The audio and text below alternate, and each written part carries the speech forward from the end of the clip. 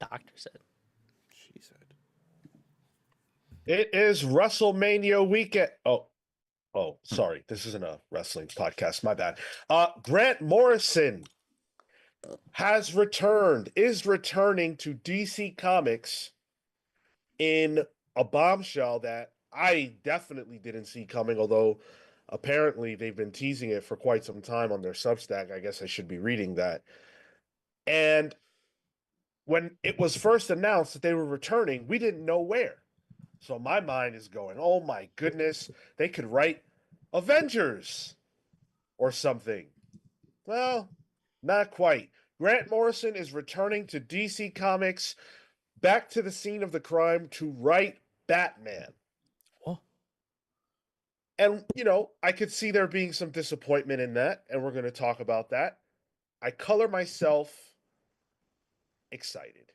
That's where I think I've landed on. We're going to talk about why I am excited, why other people might not be, what we expect from this, and a lot more here today on the Comics Pals. We've got a full house on deck. We've got Cale. What's up, hot dogs?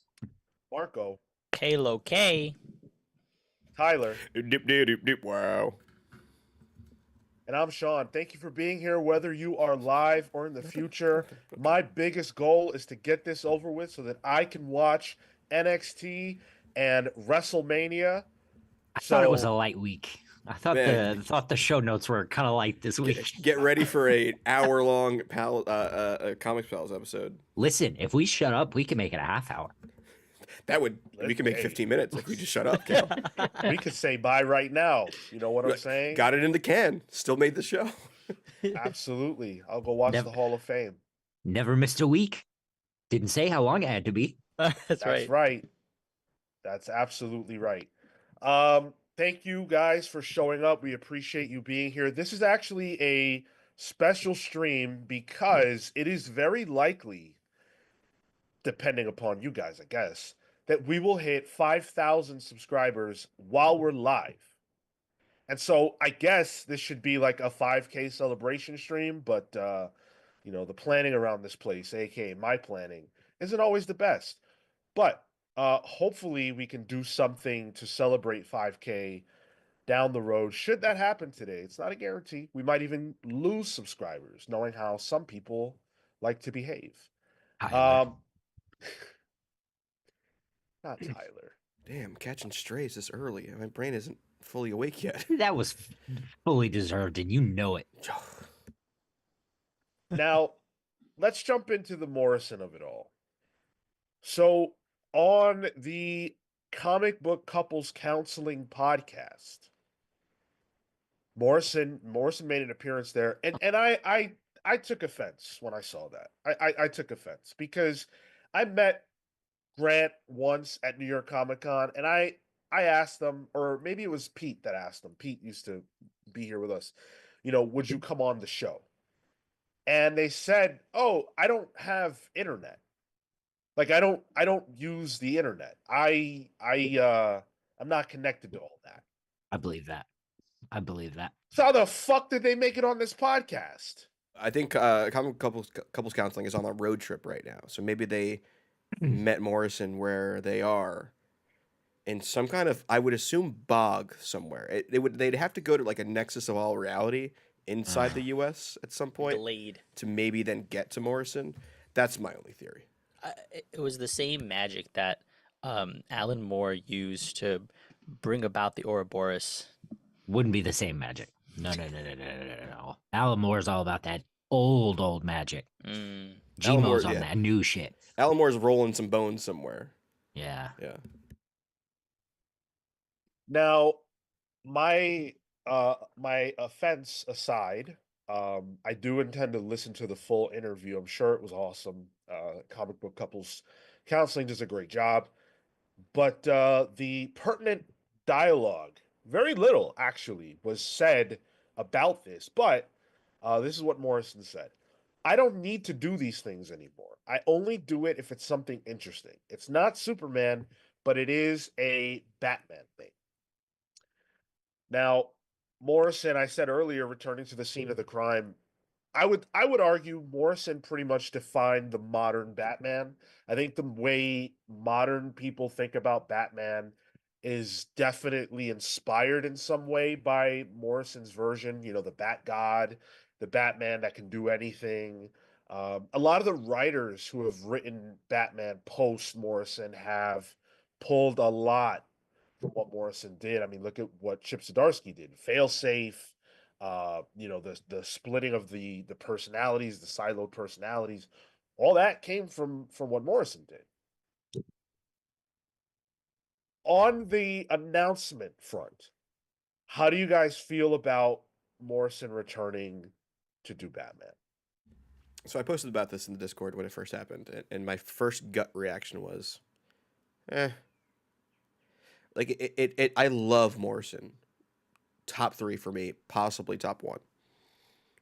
But I don't know. When I heard they were coming back to the big 2, I wanted to see something different. And that's not to say that Morrison might not have a different Batman story. Could very well be the case. And it sounds like that's the case from the way they've briefly talked about the book. But it's just like Morrison has done so much Batman. We're talking, Batman, including like 666, R.I.P., into Batman and Robin, into Batman Inc. There's a lot. And decades before that, too. Yeah, true. Yeah, with like Arkham Asylum and stuff like that. So it's well worn territory for Morrison. That's not to denigrate the quality of it at all. It's actually probably consistently some of the best Batman. But there's a part of him that's like, wouldn't it have been cool if they had done something different? What if, as I say, like, oh, they could have done something different. My head went like, oh, they could have went to X-Men. I'm like, oh wait, no, they have. I'm just jonesing for some more good X-Men. I don't know. I think I wish it would have been announced that Morrison was going to Batman before it was announced that Morrison was returning to the big 2, because then my brain started thinking in overdrive about what could be happening. Like, oh, look at all the cool Marvel books that Morrison could be doing. But that's not the case. I will read this. I will read the hell out of it when it comes out, no matter what it is. But I would have liked something different. I'm hyped for this. I mean, I get the wanting to see a creator not necessarily come back to the well, but and I feel like sometimes people can feel like there's a bat fatigue, but then we're getting stuff like Dark Patterns right now, and that's some of my favorite Batman at the moment. It's gonna make a top 10 list, I'm sure, and so I feel like if we're getting Grant coming back to bring story about with execution, with a good creative team, I'm down for that because it feels like there's still stones to be unturned, and somebody as intelligent and as creative as Grant Morrison can uncover those stones and find rabbit holes. So I think for me, I'm hearing this announcement, I'm like, oh, cool, rad. And for me reading for the first time, some of the Batman stuff we did for that book club, uh, I'm excited. I'm excited to see what else. Just because I haven't continued that realm, but even then, I can only imagine that it continues to be good. It continues to evolve, and this can just be a furthering of that. Yeah, I think I lean more toward Tyler. I wish they were doing something a bit more esoteric in the universe, but you know, they gonna do what they gonna do. And if it's another Batman story, listen. What was the last thing they did at DC? Was it Multiversity? It was that Superman. Was it Superman in the Authority? Oh, Yes, yeah. Or Wasn't Green Lantern? No, that was before. Superman the Authority. Yeah, okay. And then PKJ kind of picked the pieces of that stuff. Okay. Yeah, like I said, my first thing was go to Marvel because Grant has, I feel, so much unfinished business over there, having really done very little, mostly just new X-Men.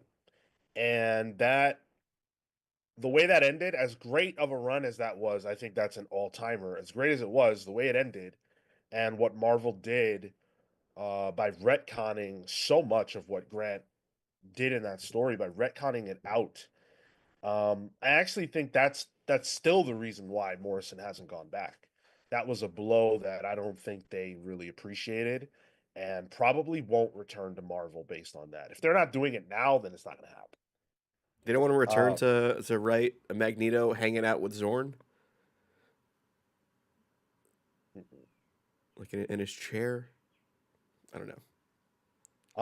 I would have loved to have seen Avengers by Morrison, Captain America by Morrison. I think there are a lot of roads that they could have gone down, but I think that bridge is burned. So to go back to DC, it's got to be Batman. Like, yeah, they could do all these other things, but apparently, based on what they said, they don't need this anymore. And I think we all know that. We all know that Morrison doesn't need to do big two comics. They still do stuff here and there in the comic space, but I think their last project was a couple years ago. But Yeah. they don't need it anymore. So why go back to do some, you're not at the start of your career. You don't need to do the Resurrection Man, so to speak, unless the idea is there.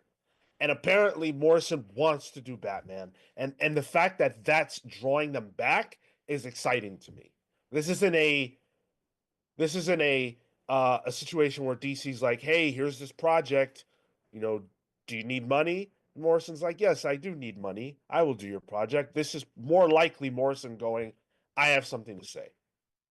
Got one more in the can for you.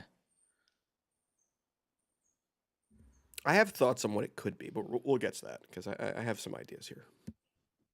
Right. Um, I I guess the only other alternative that I could have seen that I'm surprised it's not is Superman. Because it is the summer of Superman, the year of Superman. Morrison graced that character with, All-Star Superman, one of the best comics of all time. Do we know this is coming out this year? There was no announcement No about, and we timeframe, don't know right? a single thing outside of like, I'm coming back to do Batman. It could for all we know just be the talking phase at this point. Could be, yeah, it could be Pen. 2030. Yeah, pen hasn't even gotten to paper. Okay, I'm okay with it not being Superman. Although I haven't read All Star yet, so what the fuck do I know about Grant Morrison Superman? It's good shit. It would have made sense, I think, to tie that in for one such a prolific and meaningful writer of Superman.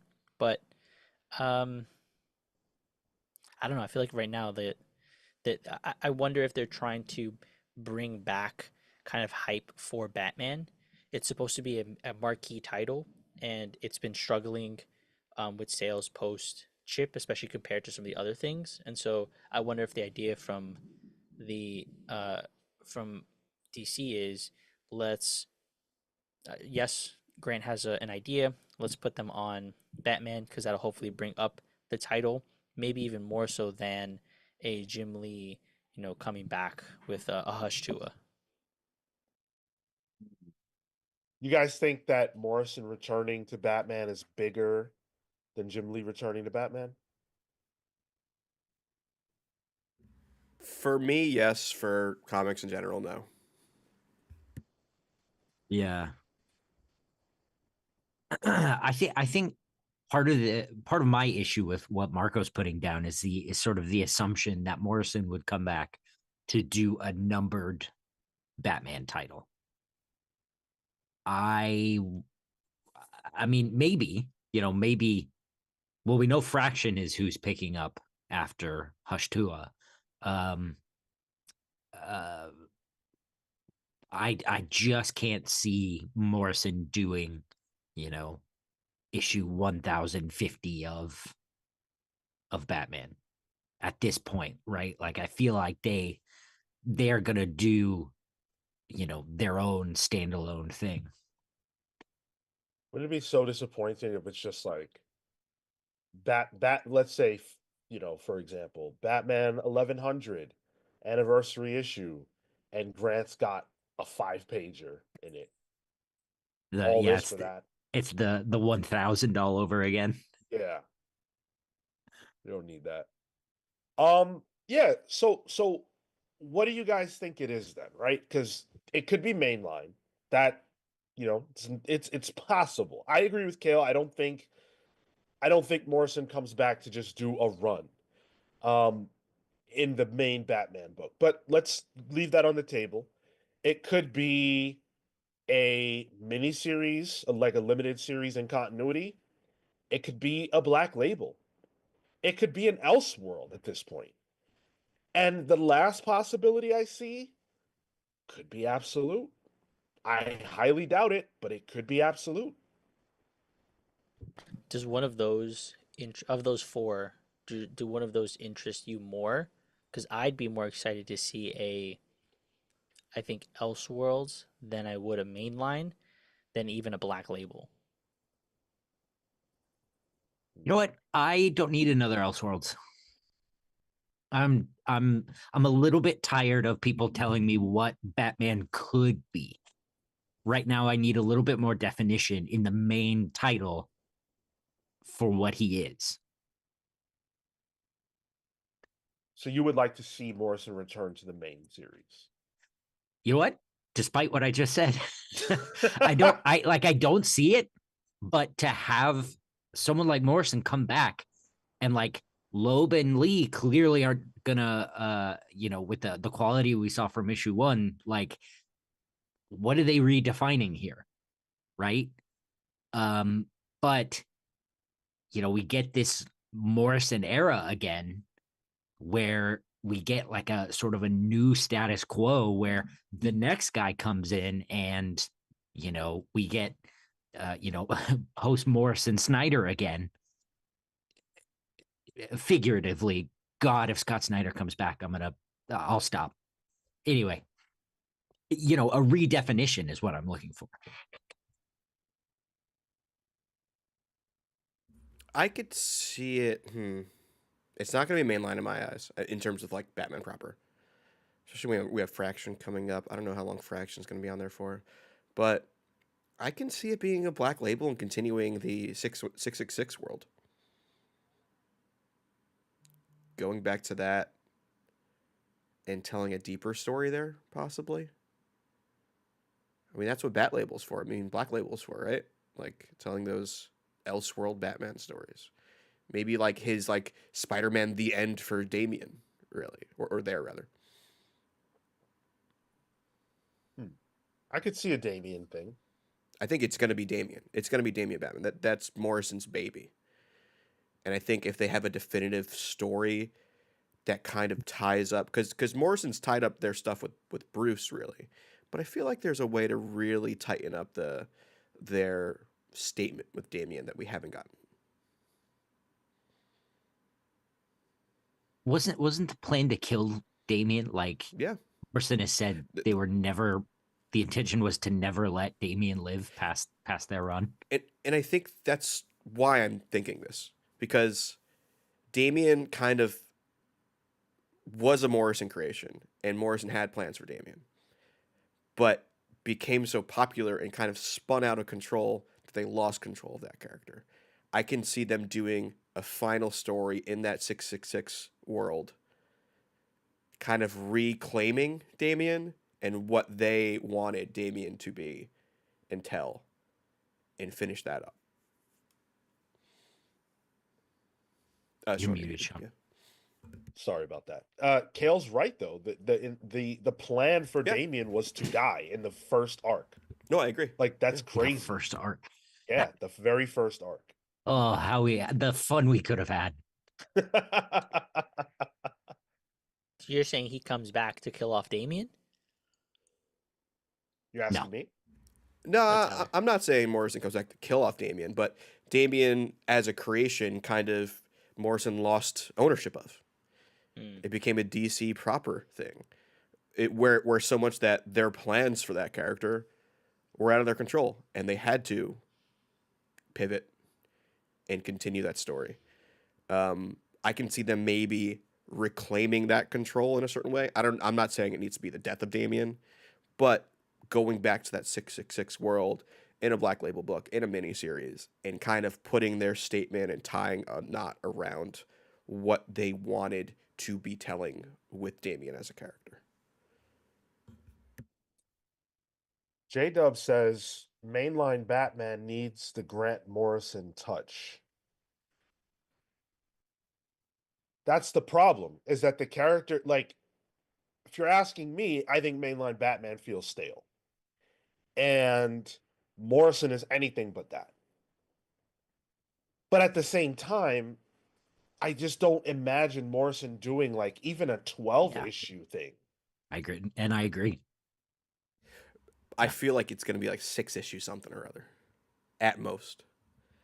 Just an arc though, that feels empty. It's not an arc. It could be a miniseries or something. I just don't think it will be Batman proper, especially with Fraction on there. Like, I love Fraction. Fraction is decidedly different than Morrison. Different than Chip? Different than Jeff Loeb. Yeah. You know? Like I say, Batman stale. My mind was like, "What? We got Hush 2 back." And I'm like, "Oh wait, no, that's the stale crackers you got in the back of the cover." Yeah. The off-brand Ritz. That's what you reach for when you haven't gone shopping in a year. Marco, it's those Goya crackers, you know, the big ones, yeah. but then you bite into it, it's like, ooh, there was no snap. You just There's a happy band. there's food in the house. I was excited for them. They looked good, and then as soon as I bit into it, I was like, whoa, okay, hold on a second. You lied to me. Gore Vidal says, for new comic book readers who have never read a Morrison story, they're in for an interesting adventure. I think that's a good point. I think there's been an influx of people into DC recently. We get it all the time. You know, like maybe there's even an idea here to make contact with some of the more historic, like big players in the Batman space. Hush, Jeff Lee, Jeff Loeb, Jim Lee. Like there's been a hankering to kind of like be like, oh, these are some of the big hits. We're kind of coming back to them. Maybe work your way through the back catalog. Um, and Grant is very much a different flavor of comics that I don't think is present at the moment. I'm waffling because I agree with you, but then at the same time, it's like I'm always down for the old guard to come back if they've got something to say. I'm always with that. But Morrison's so unique. Like, how do you like? We don't know how long Matt Fraction is going to be on Batman. I don't think it's going to be a particularly long thing. It feels like Batman is in a baton pass period where they haven't quite chosen the new like core team for the book. That's purely speculative, but I don't know how long Matt Fraction is going to be there. That being said, if Morrison comes on and it's mainline Batman, what like what is Morrison going to do that somebody else can come on after that and pick up on in only because again, I don't think they're going to do something long, a maximum of 12 issues, which seems like a stretch in and of itself. I don't see it. maybe maybe that's not what they're after. Maybe they being DC, maybe DC just wants hits Like on almost like on mainline Batman. on Batman. Yeah, because Jim right Lee, Jeff now, Loeb, Matt Fraction, Grant Morrison. which is a wild thing I'm about to say, creators right now are bigger than Batman.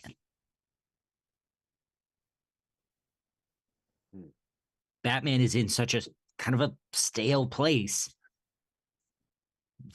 Bringing someone like Fraction back. Fraction has us more excited for the fact that we know who Fraction is, and Fraction is coming to do Batman. We're not so excited about Batman. Yeah. It's not. It's almost the opposite of the Amazing Spider-Man and Joe Kelly. And Now- this is a DC Comics, though, that is leaning into the creator, too, with the Absolute line. And seeing success there. Yeah.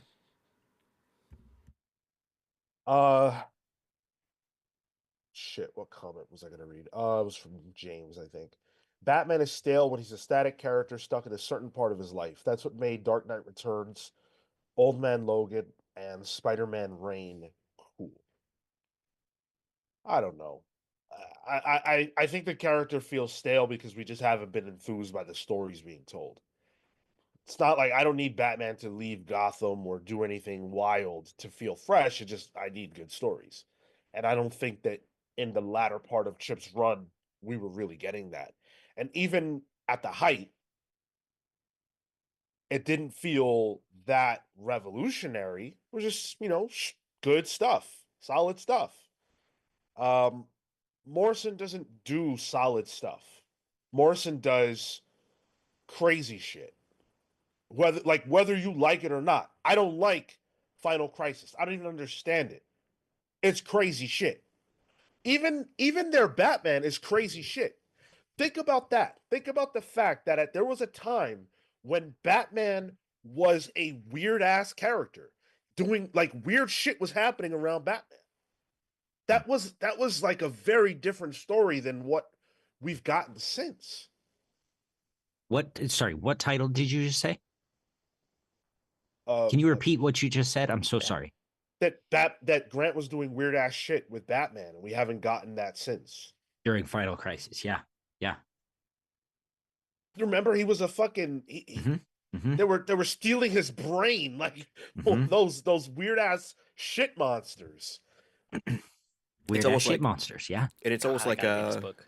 Morrison, or sorry, Zdarsky took some of that crazy Morrison shit and then like explained it.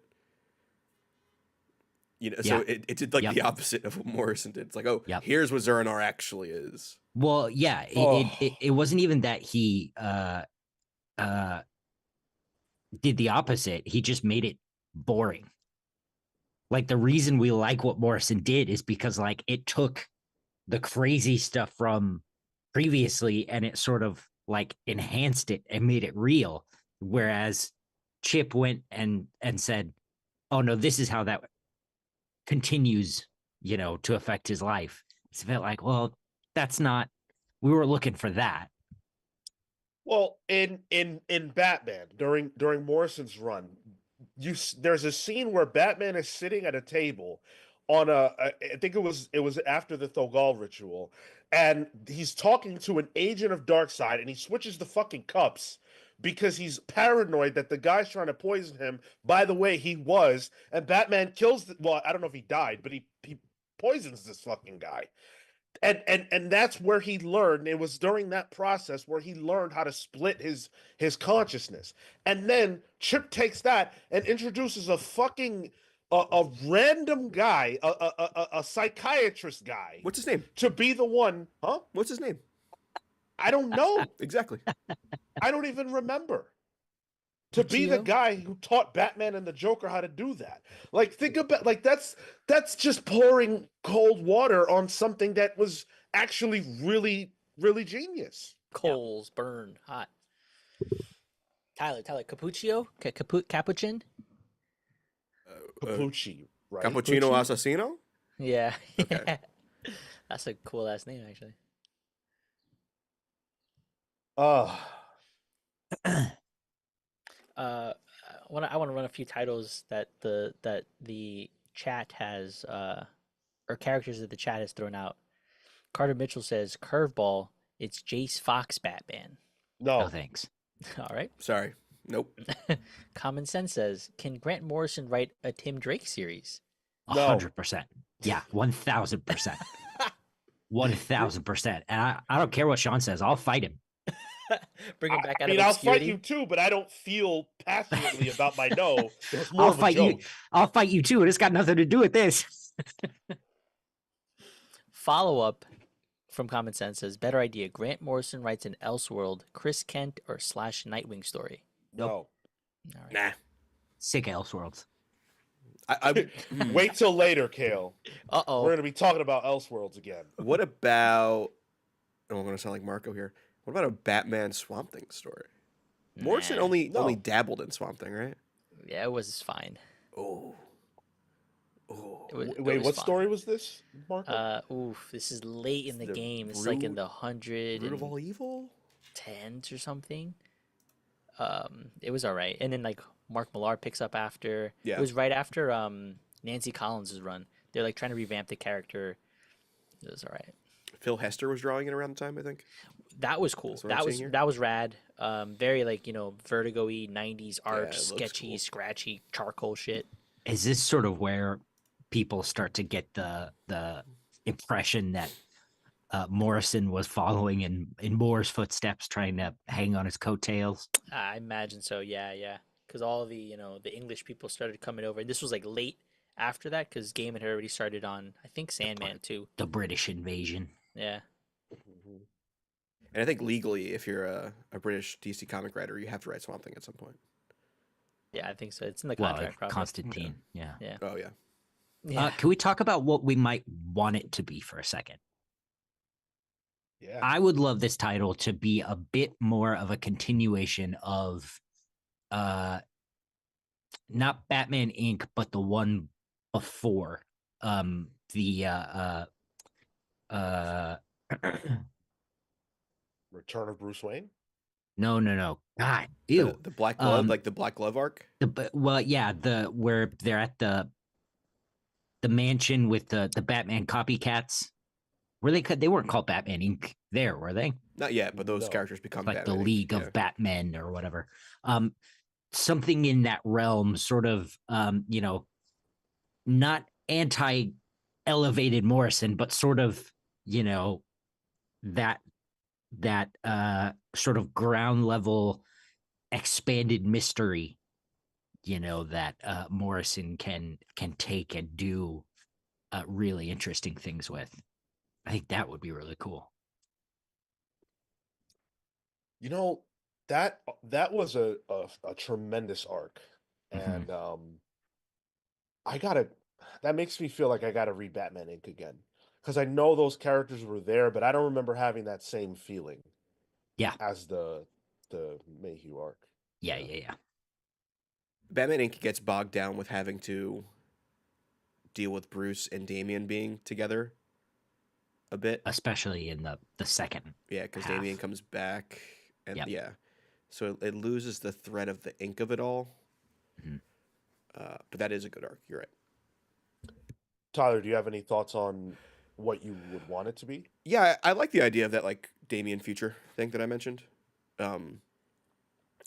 What I would always want is more Morrison Batman villains that have no explanation.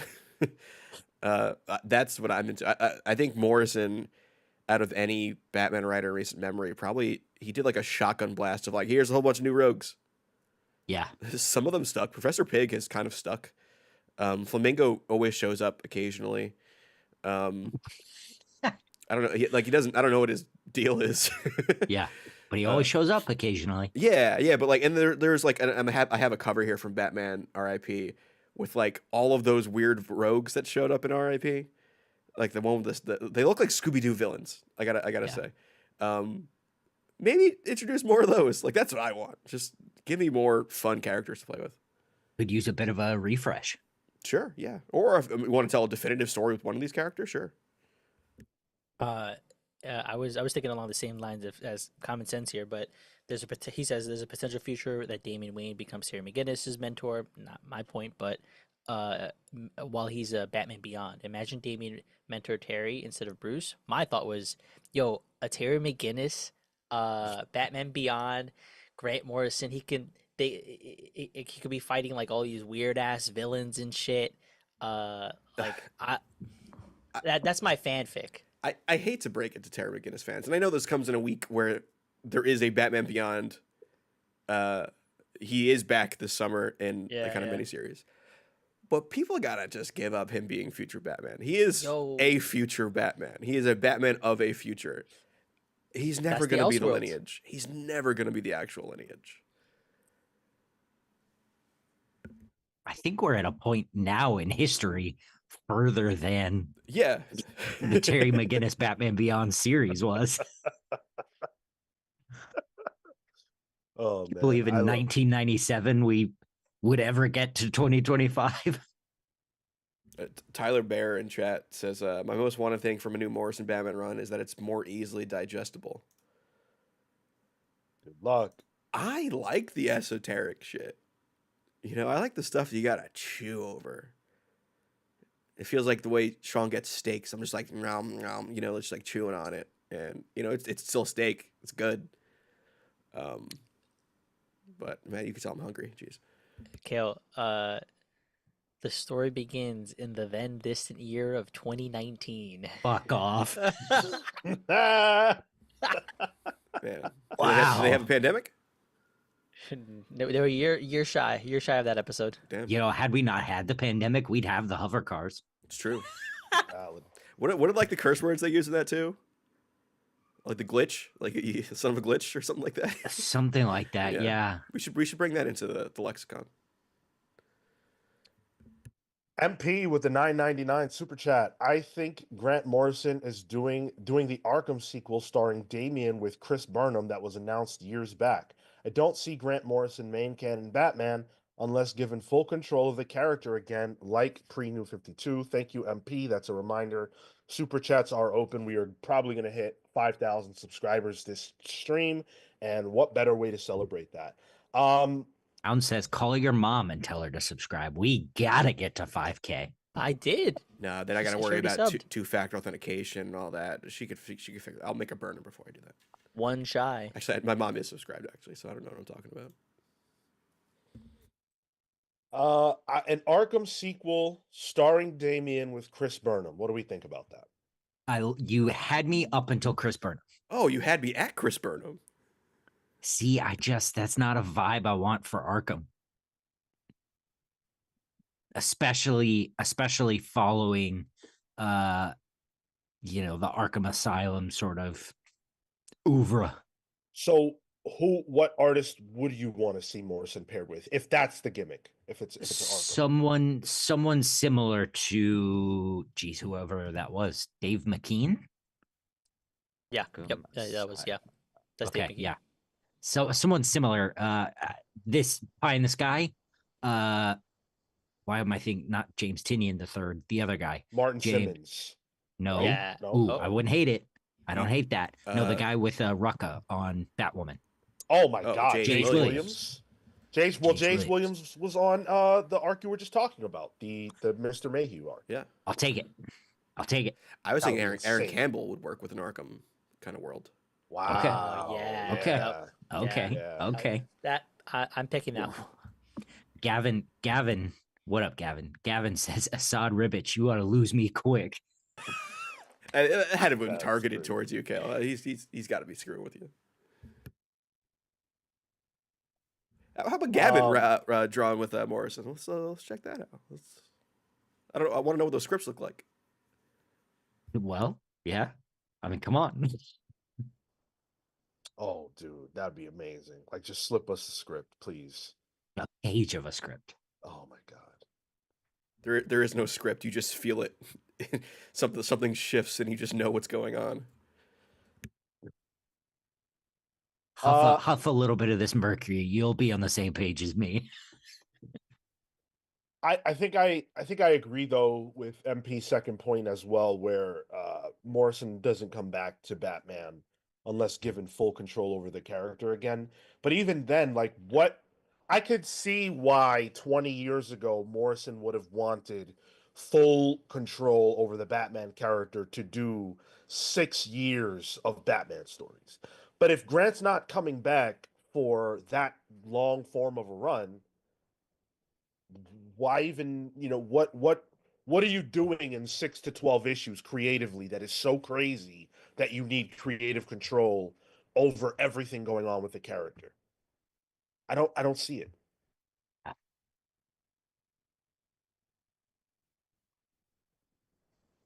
Monster Design says David Marquez. I think that's rad, but that's that's not going to be like the art piece that Arkham Asylum is. It's not the same vibe.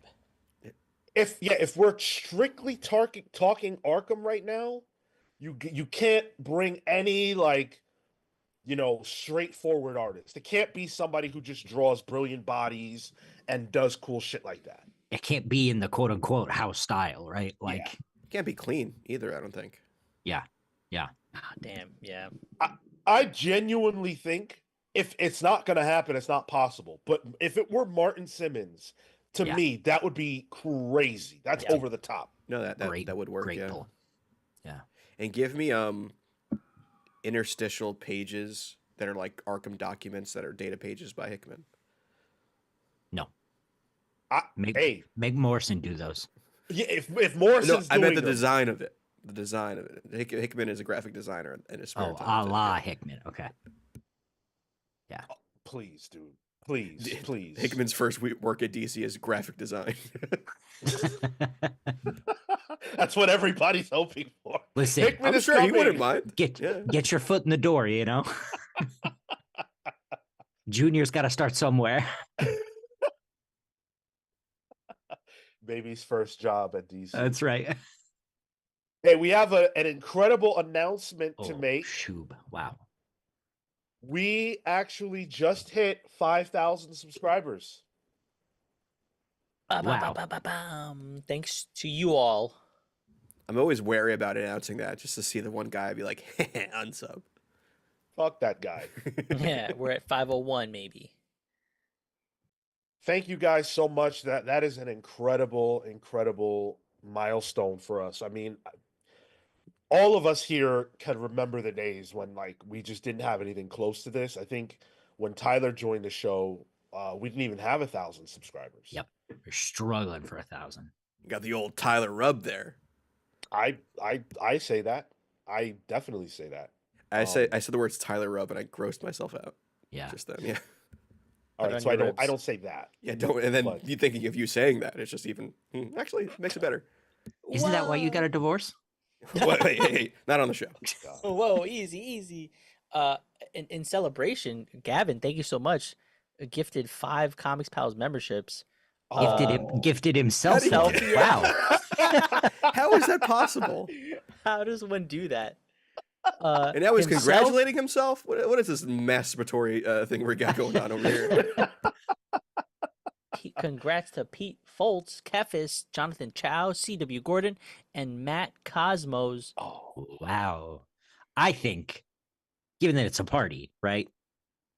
We better throw out some Comics Pals memberships. oh, you already know. First of all, Gavin gifted them out, and you already know that when someone gifts out those channel memberships, we got to bet them right back and double it up. So thank you for that, Gavin. I'm glad to see all those people there. Some of my favorites, some of the real ones, got those Including memberships. yourself. Including Gavin, absolutely. I got the button ready. You let me know. Go for it then. Go for it. Hitting now. See who gets these 5 subs. Oh, the comics Rami pals got us. Darwish. Oh, Jamzilla. Hell yeah. J Sage. Nuki Brown. Brian 1-2-ish. love it. Hell yeah. Congrats. Love it. Nice to see Marco not get a membership this time. I'm removed the Whoa, ability for Ted me to do H. that. Quiet. Ted H sent 10. Raphael Drunewick. Jenna, 200 words per minute. Harris Pagero. Victor, Boss Rendier. Chris Hey. Slowey. Tate. Victor Bontino. Jonathan Cantrez. Is that 10? I Beautiful. don't know how to Is count. that it? That was it. That was 10. Beautiful. Thank you so much, Ted H. Really appreciate that. And then Atomic Hound. Do we have a bomb sound, Tyler, on Come that on. soundboard? Because Atomic Hound dropped Hold a on. fucking bomb on us. It's near. He home dropped bunch a of- bomb on About to us. light the bomb, man. Look at him. $50 super chat Oh, from that's Atomic wrong, Hound says, congrats on 5K. Thank you so much, Atomic Hound. Wow. Oh, I think that was the wrong sound too. Oh well. Well, I I wish I didn't could hear hear it. it. So Well, yeah. it was a moan, bark, and a fart. Ah, That was that, nice. Yeah, The brought that one bomb. back. Yep. yeah. Love it. And by the way, Atomic Hound does a tremendous job hosting pre-pals every Saturday. I got to tune in for a little bit this morning, and it's just awesome to hear. And I'm hearing different accents, and I'm hearing all kinds of different people, and it's like, holy shit, who knew that we could have people internationally like this getting together to just talk about comics? It's amazing. It's just really nice to see my fat ass finally do a 5K. That's great. Oh my god. Finally cross that one off the board. Wow. Duncan McLeod says, "Can you do a brief recap of what? What do you want to recap? All 5K all subscribers. all 8 years of the Comics Pals. So yeah, Oh my goodness. We're at episode 444, just shy of Grant Morrison 666. Oh, just shy. just shy. Only Yeah. half of what we already did. We're a Folks. take, third of the way there. Gotta Two-thirds of take the way there. another 3 years to get there. We got at least like 3 more divorces until. Oh no. Michael That's DeFonte right. says, "I just realized the hoodie I grabbed for me to wear was my Comics Pals hoodie. That's awesome. Oh, dude. Cool. Oh It was yeah. destiny, written in the stars today. Love that. I love that. Oh, Duncan wants a Grant Morrison recap. Ah, Oh. Do any of you have any peyote? no. No, No. not an and. Okay. Not in Well, let's see. I mean, Grant Morrison is one of the greatest comics writers of all time. Part of the British invasion, you know, came and burst onto the scene at DC with the Arkham Asylum series and stuff like that. JLA touched down on Batman, did an incredible series of stories that lasted what 6, 7 years, something crazy like that. Um, Became a legend and is now returning to the scene of the crime. I think that's about as good as we're going to do here in the middle of the show. Jasper Eddy says, "Been here almost a year, and this community is by far one of the best. Congrats again." Thank you, Jasper. Wow. But I do need to ask, if we're only one of the best, who else? What other community are you including? Are you talking about the Minties? Huh? Are you talking about the Dope Fiends? Are you talking about the Oh, Poppers? Who are Whoa, you hey now, talking hold about? on now. The comic pop bands are called poppers. No, They all got a little. they're called the population. Okay, I was gonna say they're a That's little good. too loosey goosey in the southern region if they're called the poppers. Jeez. Oh shit. Oh man. Spiral Storm says the community has grown since I joined in 2022. Happy to see it. Go pals. Thank you. Thank you. KG Comics says Grant Morrison is coming to write the mainline Batman or some miniseries. We're not sure. It's all Yeah. speculation at this point. The only thing we know is that Grant is coming back and they're doing Batman. And it's just really disappointing to know they're not coming back to do Spider-Man and Zoids again. Missing You out know on what? Zoids. Yeah. Yeah. They did Zoids. You know, we're not gonna get more Zoids. Shame. Monster Design says, "You guys are so consistent and just the best channel to come to that focuses on comics. It'll be double soon. Love the community and conversation every week." Thank you, Monster Design. Double 5K, like double 5K for us, getting to 10K would be so crazy because of how sticky our audience is. Like, you guys really do show up for us. And somebody, I think it was Reaper XC, commented the other day and said, like, wow, you guys have 5K subs, but your numbers don't look like that. Like, the amount of views we get for the amount of subs we have is insane. I say that all the time, but it is true. And that's due to the fact that you guys really do put us on your back. You support us, you show up for us, and that's not common. It's not common. A lot of people don't support the channels they like the way that you guys do. So thank you. And it's also a keen reminder that you're real, and we interact with true, you and yeah. we do stuff with you, and it rules. Especially in a world where botting is so easy. You know. Yeah. Not to even like allude to anyone inflating their numbers, but that is something that is easily doable on YouTube. So knowing that, like, oh, each time we get a +1, that is an actual human being somewhere on this planet having their own life and situation and shit going on, it's pretty. It keeps me wanting to do it, if that makes sense. Totally. Yeah. Someone, who was it that I wish I could remember. I hate that I don't remember this, but somebody was telling us about how they were having a bad time their mother was I think it going was through Hayden. something. Yeah. Thank you. Yeah. And it's like you're spending your hard-earned money to send us a super chat to tell us about your life. Like wow, like we're connected on that level. Thank you. That means the world. And I don't even know where Hayden lives. He's in a hideout somewhere. So, but like knowing that he's somewhere on this earth, well, allegedly. He could have used that money for his mom, but he chose us. Yes. He chose us over his mother. Oh shit. Jay Sage says just got back from grocery shopping to see I've been gifted a membership to the best comics channel on YouTube. Love you guys. Love you too, Jay. Thank you. That's Hell really yeah. nice. Gavin says, reason I'm here on the regular. Thank you for being here on the regular. We've had so many fun times with Gavin on this channel. Gavin Guidry, the DC Comics artist that actually hangs out here with us. It's very cool. There's a bit of ego sometimes when I see Gavin art in a DC comic or any comic. Yeah. Where I'm like, Dude, that line. That's my friend. Well, and that line, he might have been hearing my voice when he drew that line. That's true. That is true. Little bit of the comics pals baked into every page. Yeah, a little DNA. I'm gonna take some of the credit from Gallen's tremendous talent. MP with the $9.99 super chat trying to get us back on track. I feel Morrison's run both fixed many problems with Batman, like moving Bruce away from the mean-spirited era under editor Bob Schreck, and created new ones, like Damian unraveling the Bat family structure. That's a very, very, very interesting point. MP, always very thoughtful. So, introducing Damian to Batman continuity definitely upended the Bat family. And I think Morrison played with that interestingly, but only in the first arc. And that's because it's in my mind, it's because Damian wasn't intended to live.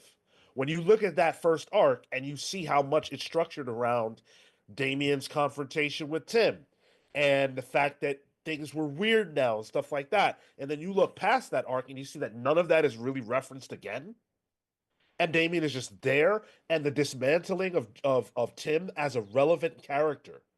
Think about what happens to Tim after that arc. Tim is a ghost. I think he becomes Red Robin, right? Right, Cale? In a tremendous run, by the way. It was great.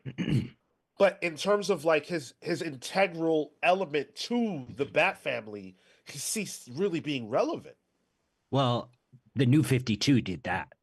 I think had that trajectory continued, Tim and under the Red Robin moniker, I think would have really grown. We would have seen the growth we want from Tim Drake. But yeah, if you think about it, it did upend the pattern and rhythm of Robins. Dick graduated essentially to become Nightwing. Yep. Jason Todd graduated this mortal plane. But Tim was pushed out. Yeah. Bullied out. Yeah, he was nepo babied out. Which that's the most realistic thing ever, I think. Have we had another proper Robin since Damian? Is there someone I'm forgetting? There have been new Bat people. There's Signal, whatever his name is, and then Bluebird was Bluebird. Yeah, Snyder's kind of Snyder's take run, on that. Yeah, but no Robin. No Robin. No. Outside of like the be, We Are Robin book, but that's that's more I would of a be grassroots thing. Very surprised if we ever get a new Robin again. Same. And that's the Damian effect. Yep. Yep. Damian is Robin for now until forever. Well, who could be Robin but Batman's son? At this point. And they're always wards of him anyway. They're like his sons. But now he has a real son. You can't replace that. Yep. Unless he gets another kid. I guess it's possible, but seeing Damian have to deal with a younger sibling. Tim standing in the corner like, yeah, it doesn't feel good, does it? Yeah, exactly. Well, shit, for that, go read what Tom King's doing over there with Trinity. Oh, yeah. She is wearing a Robin costume too. And we can't forget Carter Mitchell joining us on the channel membership through the VI Pal tier. That means that you've got early access to videos. There's a new one up right now. Creators versus characters, which one is more important? It's a debate that we have a lot on the show, and we had that in a video that's going to be coming out for everybody soon, but is exclusive for channel members right now. Entertain me with the 20 spot. Congratulations on reaching 5K. 10K by the end of the year. I'm putting it out there. 10K. Please keep entertaining me. Well, that's why we show up every week. Oh, that's what his username means. Oh, sick. Hell yeah. Thank you. Who's the artist? Who's the artist on what Grant is going to do? Do we go to the well? And do we go to the man, Frank Quitely? No. No. Not that. Okay. Not Batman. Is that? Sure. Oh wait. No, he's you know what? The post Bruce Dick Bats stuff really just it flew out of my brain. I think that needs to stay where it is. I say you get Sherman on there. They've been knocking shit out of the park, wacky stuff. I think can play well with the mind-boggling nature that is Grant Morrison's mind. Thanks, Gavin. Gavin, always being suspicious. Gavin says, I can confirm it's not me. And I gotta say, that sounds like something someone would say if they were doing it. Especially misspelled like that. Right. Yeah. Yeah, I can purposely I can misspelled. confirm. Oh. I can confirm it's not me. See how little weight that has? Listen, I can confirm anything you want. J Dub dropping a butt. You guys are amazing today. Thank you so much. Really, really making us feel great. J Dub dropping a bomb. $49.99. I'm hyped for this. I'm currently in the middle of reading Morrison's Batman for the first time. Oof.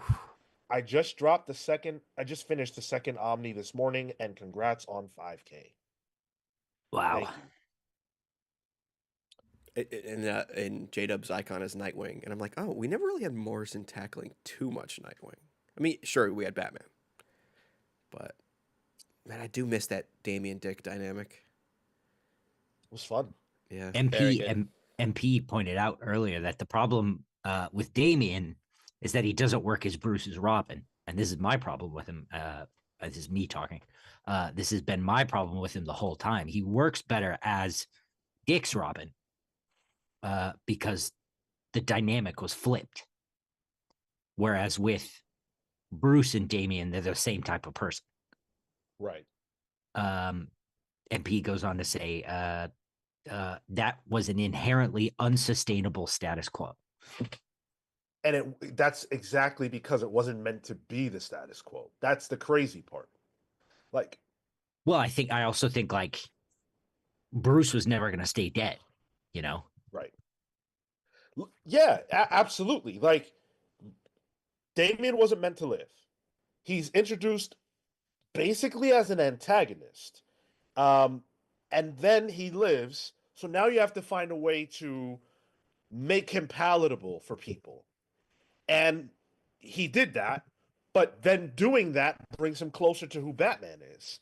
Because Damian was a wild card in that first arc and throughout. He's not anymore. He's very stable.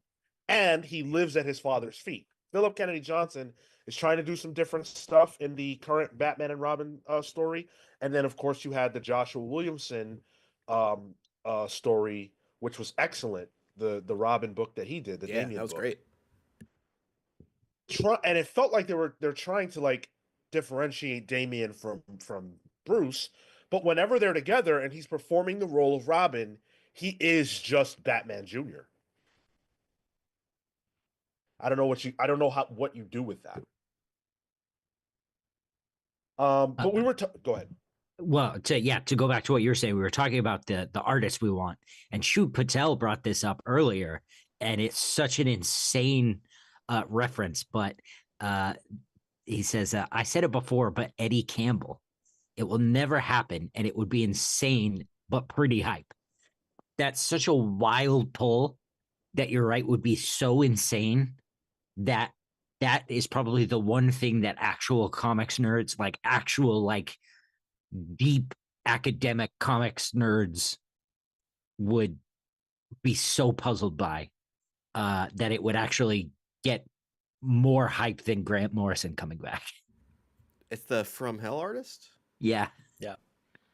I don't know if that fits. there's absolutely no reason this dude would do I could see Batman to do it. Yeah, well, I could see that being like if they're flashing back in story, we need to go somewhere and visually change things. That looks, yeah, no, I don't know about that. He's British though, at least. I got an idea. We don't really see a lot of this guy, so maybe it would be kind of revolutionary. What about Dan Mora? Come on. Hey, All right. previous collaborator with Morrison. Yep. True. Probably where Mora kind of got his recognition would have been during the Klaus books. Definitely. So maybe Morrison coming back with Dan Mora on something. I joke, but as I joke, I started justifying it. That's a big name. It's just too clean. Well, it depends on what the book is. If it's an Arkham book, it doesn't make sense. If it's a very superhero, if it's Batman Inc. again, Dan Mora makes sense. What if it's a 5-6 issue thing, but each issue has a different artist, so we can see different flavors? I'm not in the mood for that. Depends on the story. Yeah, it depends on the story. Yeah. It had to be very like anthology, very like, okay, here's the mystery we're solving in this issue. Here's the mystery we're solving in this issue. I think out of all the names so far, the one that keeps sticking to me is J.H. Williams. Yeah. Have any of you guys read Echolands, Morrison or J.H. Williams' book? No. Marco, do you have that weird ass format? Yeah, it's widescreen, the book, and it has pull-out pages. Yeah. But the way it's drawn, Marco opens up to a prose page. The one text page. The way it's drawn is that almost per character, it's a different art style. Man, that's cool. This character will look like Tintin standing next to a guy that looked like a Barry Windsor Smith Frankenstein, and they all exist within the same book. I can maybe see something with like a multiversal Batman by J.H. Williams, where they play with that. It's Morrison tackling Batman, but also tackling the multiversity stuff. And Batman Inc. in a way, like Batman Inc. is expanding towards the multiverse. I just want to see more J.H. Williams art. Yeah. Thank you to Amin Perez, €5 for 5K. Congrats on the 5K. Looking at the current state of YouTube comics, I can't think of people that deserve it more. Thank you so much, and thank you so much for all the stuff that you do for the community as well. You're a huge resource, participator, the book clubs, the Saturday mornings. So thank you, genuinely. Absolutely. Monster Design throws out Wes Craig, and while I don't see that happening if it's a multi-issue thing, Wes Craig would be oh man, that would be an incredible series. Morrison and Wes together. I would love to see that. But I think Duncan makes a great point, and I think this is probably the truth of this.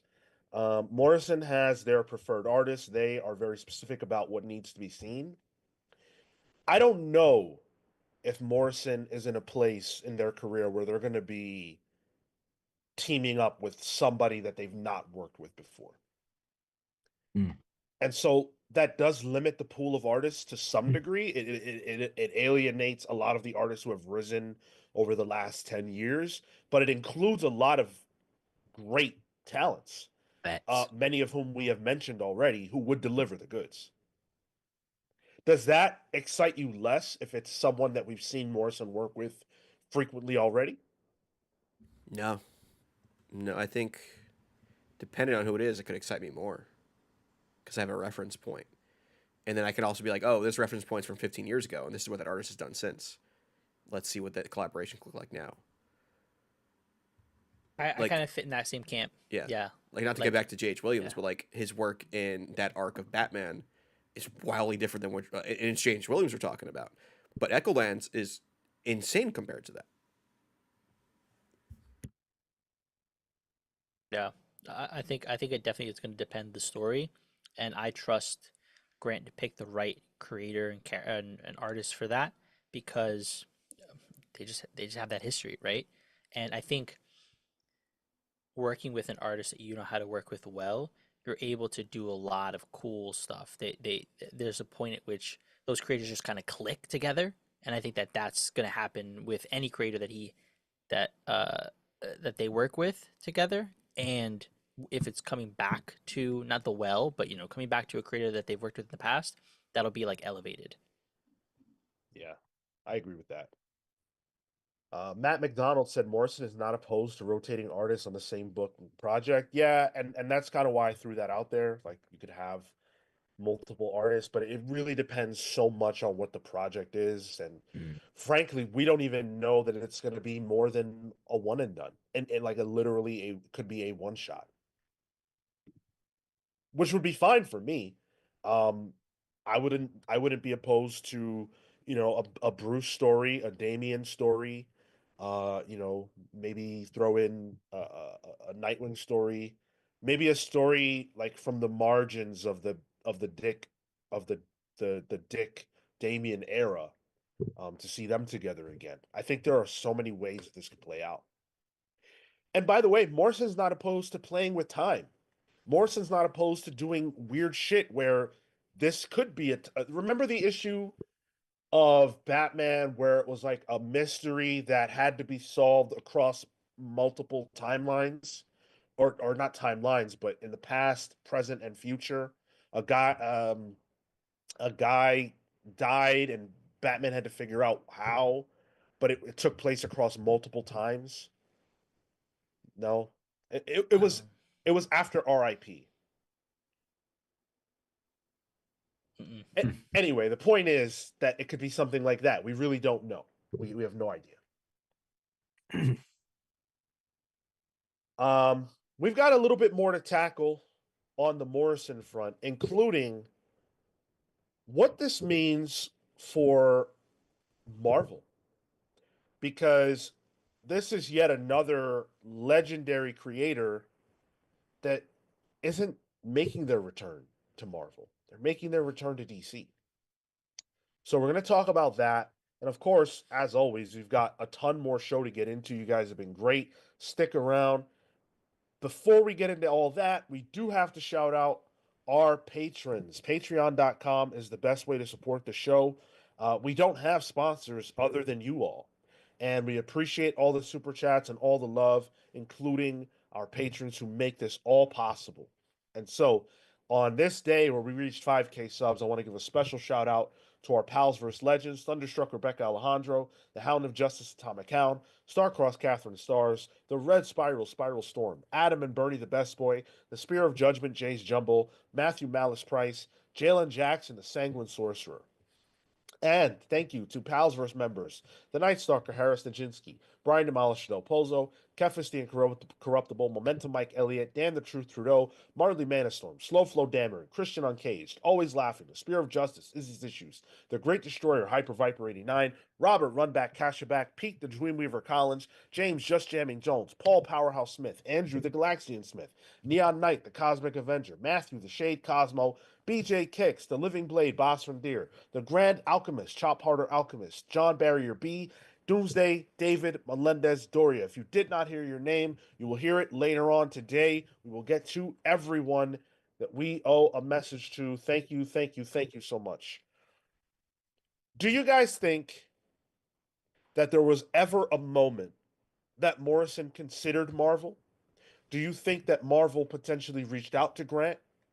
Or do you think this is a situation where Grant's had the relationship with DC since since the 90s, frankly, and that's just kind of his home or their home. And so if they're gonna do big two comics work, it's just a guarantee that it's DC. The one thing I want to throw out is when this was initially teased by Morrison, they did say a big two project and didn't they left it open ended as to where it could land. Do you think that was just like to drum something up, or do you think there was ever that open endedness? I don't think it was a discussion at all. Um, I don't see Marvel shelling out for Morrison money. Sorry. What's the last thing Morrison wrote? Marvel Boy, the Novar book, and that was what 2006, something like. It's been a long time. Um, Cale mentioned it earlier. Marvel's, with Amazing Spider-Man, Marvel's character base at this moment. That's where they're putting their draws at. And I think DC is realizing the benefit of leaning in on the creator. So I don't think current Marvel would even fathom reaching out to Grant Morrison about something. Outside of maybe, post Krakoa when they were trying out new things, and there was a rumor they reached out to Jim Lee. Yeah, I don't see it happening.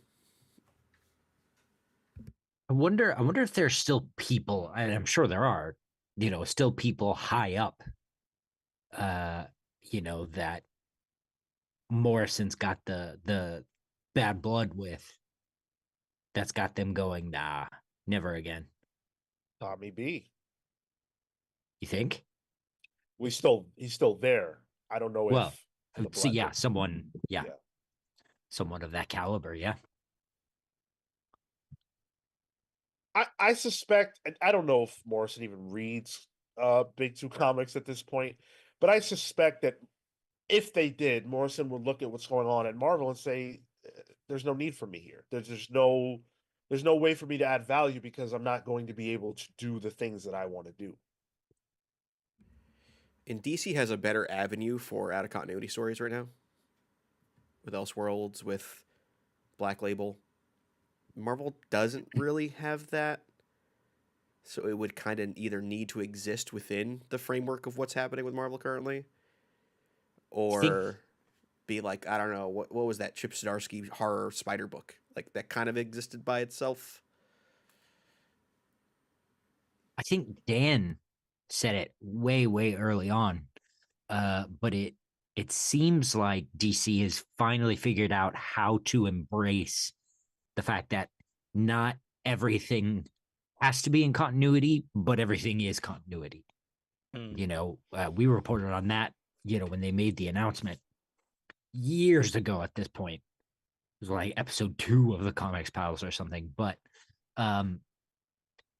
it feels like we're finally at that point. And at the same time, it feels like Marvel is the exact opposite. Like everything has to fall in a line and it has to be a certain way. And I think that could still work.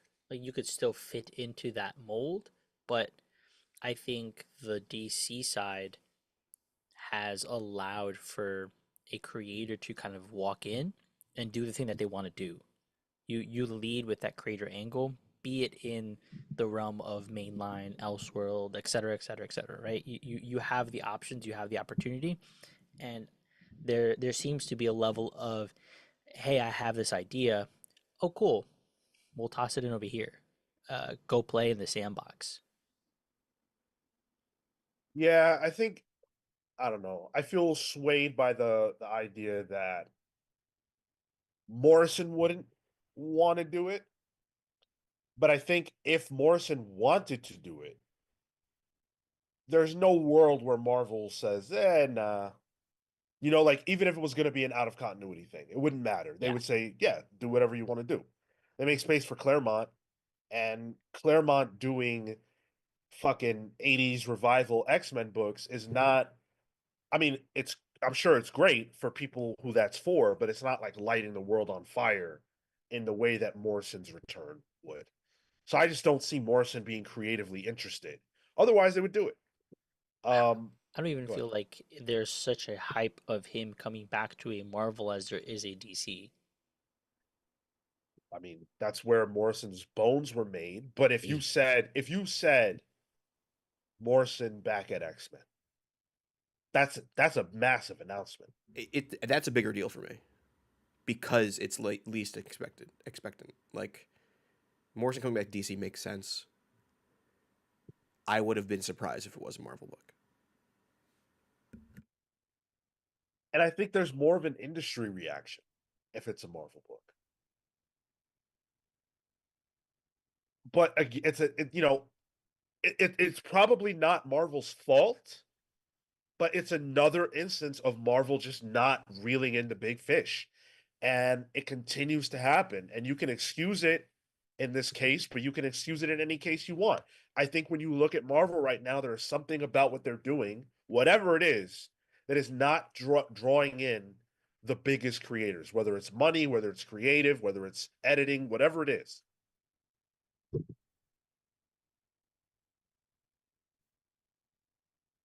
MP says, how much has Didio's exit from DC made it possible for Morrison to come back? And Morrison did a lot of work with Didio, or like under Didio. So I don't see there being. Morrison is a creative person, and I think this drive was really more of a creative thing. Morrison had an idea, and he said, "Hey, I have this idea," and they'd be dumb to say no. We don't have room for that. Well, Superman and the Authority was a disaster from the perspective of Morrison was asked to fall in line with 5G and to make that Superman in Superman and the Authority dark, to play into what Didio's plans were. Morrison, not only did they not want to do that, they said fuck that. And if you read that book, it doesn't feel like what it was intended to be. And so I could see a world where Morrison just didn't like Didio's way of doing things anymore. And we know that a lot of creative people at DC at the time felt that way. Is there an element that's like, hey, Didio's gone, I'll come back? I don't know if I see that. Because fucking Scott Snyder worked alongside Didio for forever, and they had a contentious relationship as well. Massively contentious. Yeah.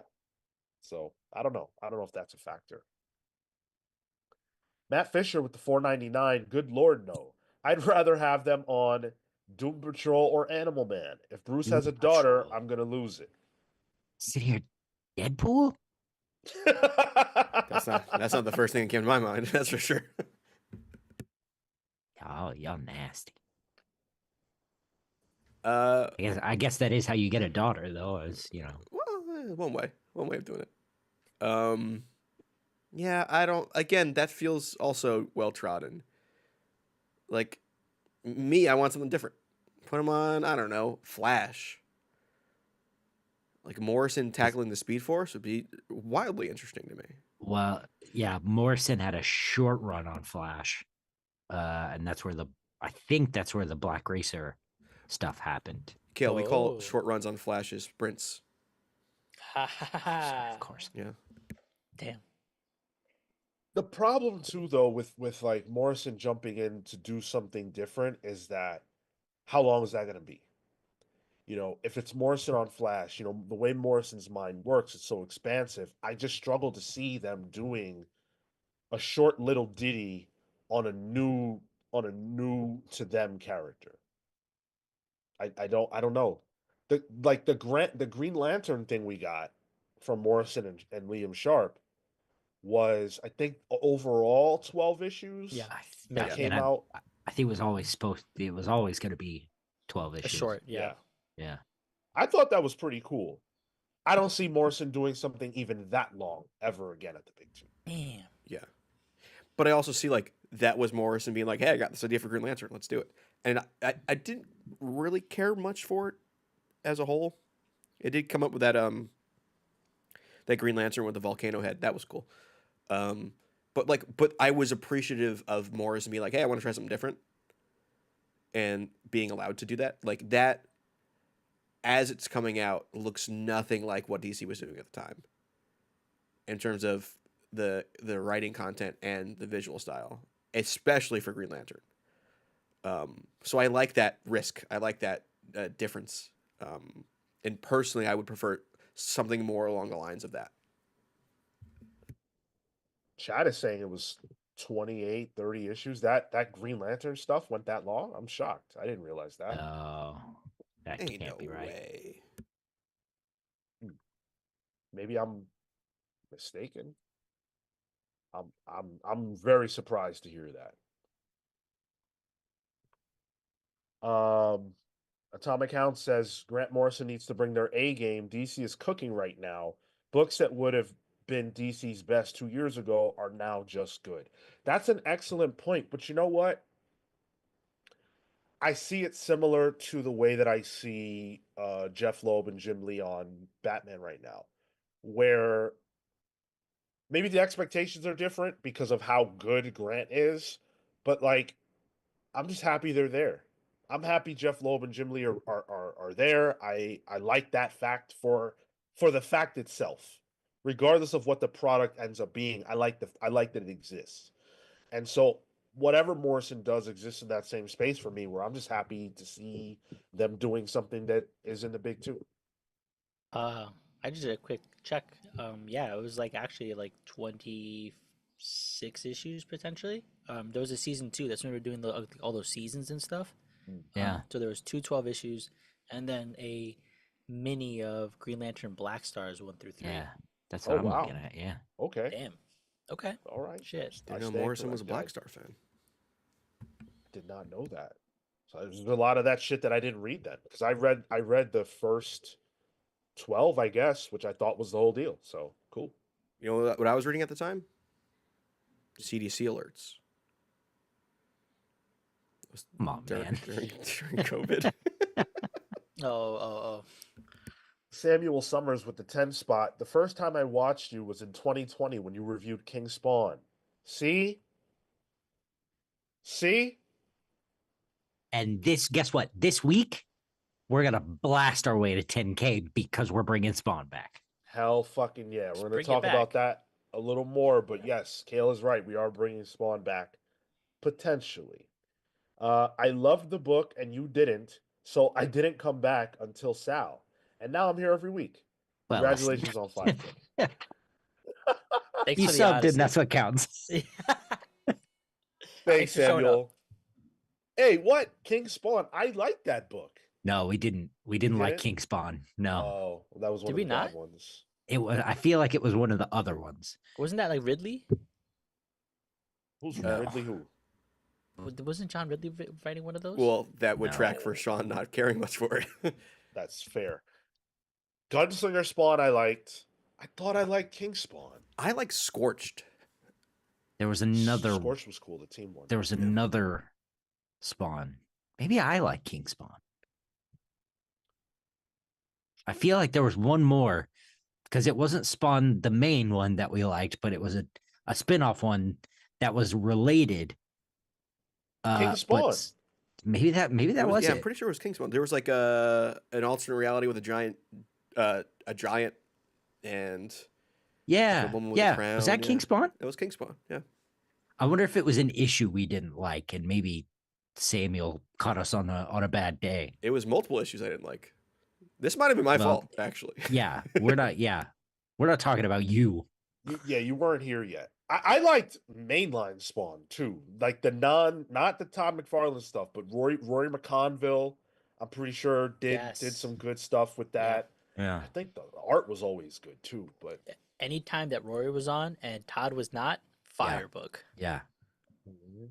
all you had to do was just skip the fucking news pages. If you saw a news pundit on the page, you skip that. that was the hack. I gotta say though, Hell I'm looking at the poll right now for next week. The Spawn people aren't coming through. The Planeteers are coming through. Oh, wow. People care about the Earth. Watch us talk And about that. Planity's On, our hero. yeah, watch us talk about that more on Pals Previews every Monday. Samuel Summers says you didn't like all of the words covering the images. Sounds right. Must have been a Todd issue then. Yeah. Common Sense, thank you for the $2. Says Morrison on Kid Eternity. Think they'll continue New 52.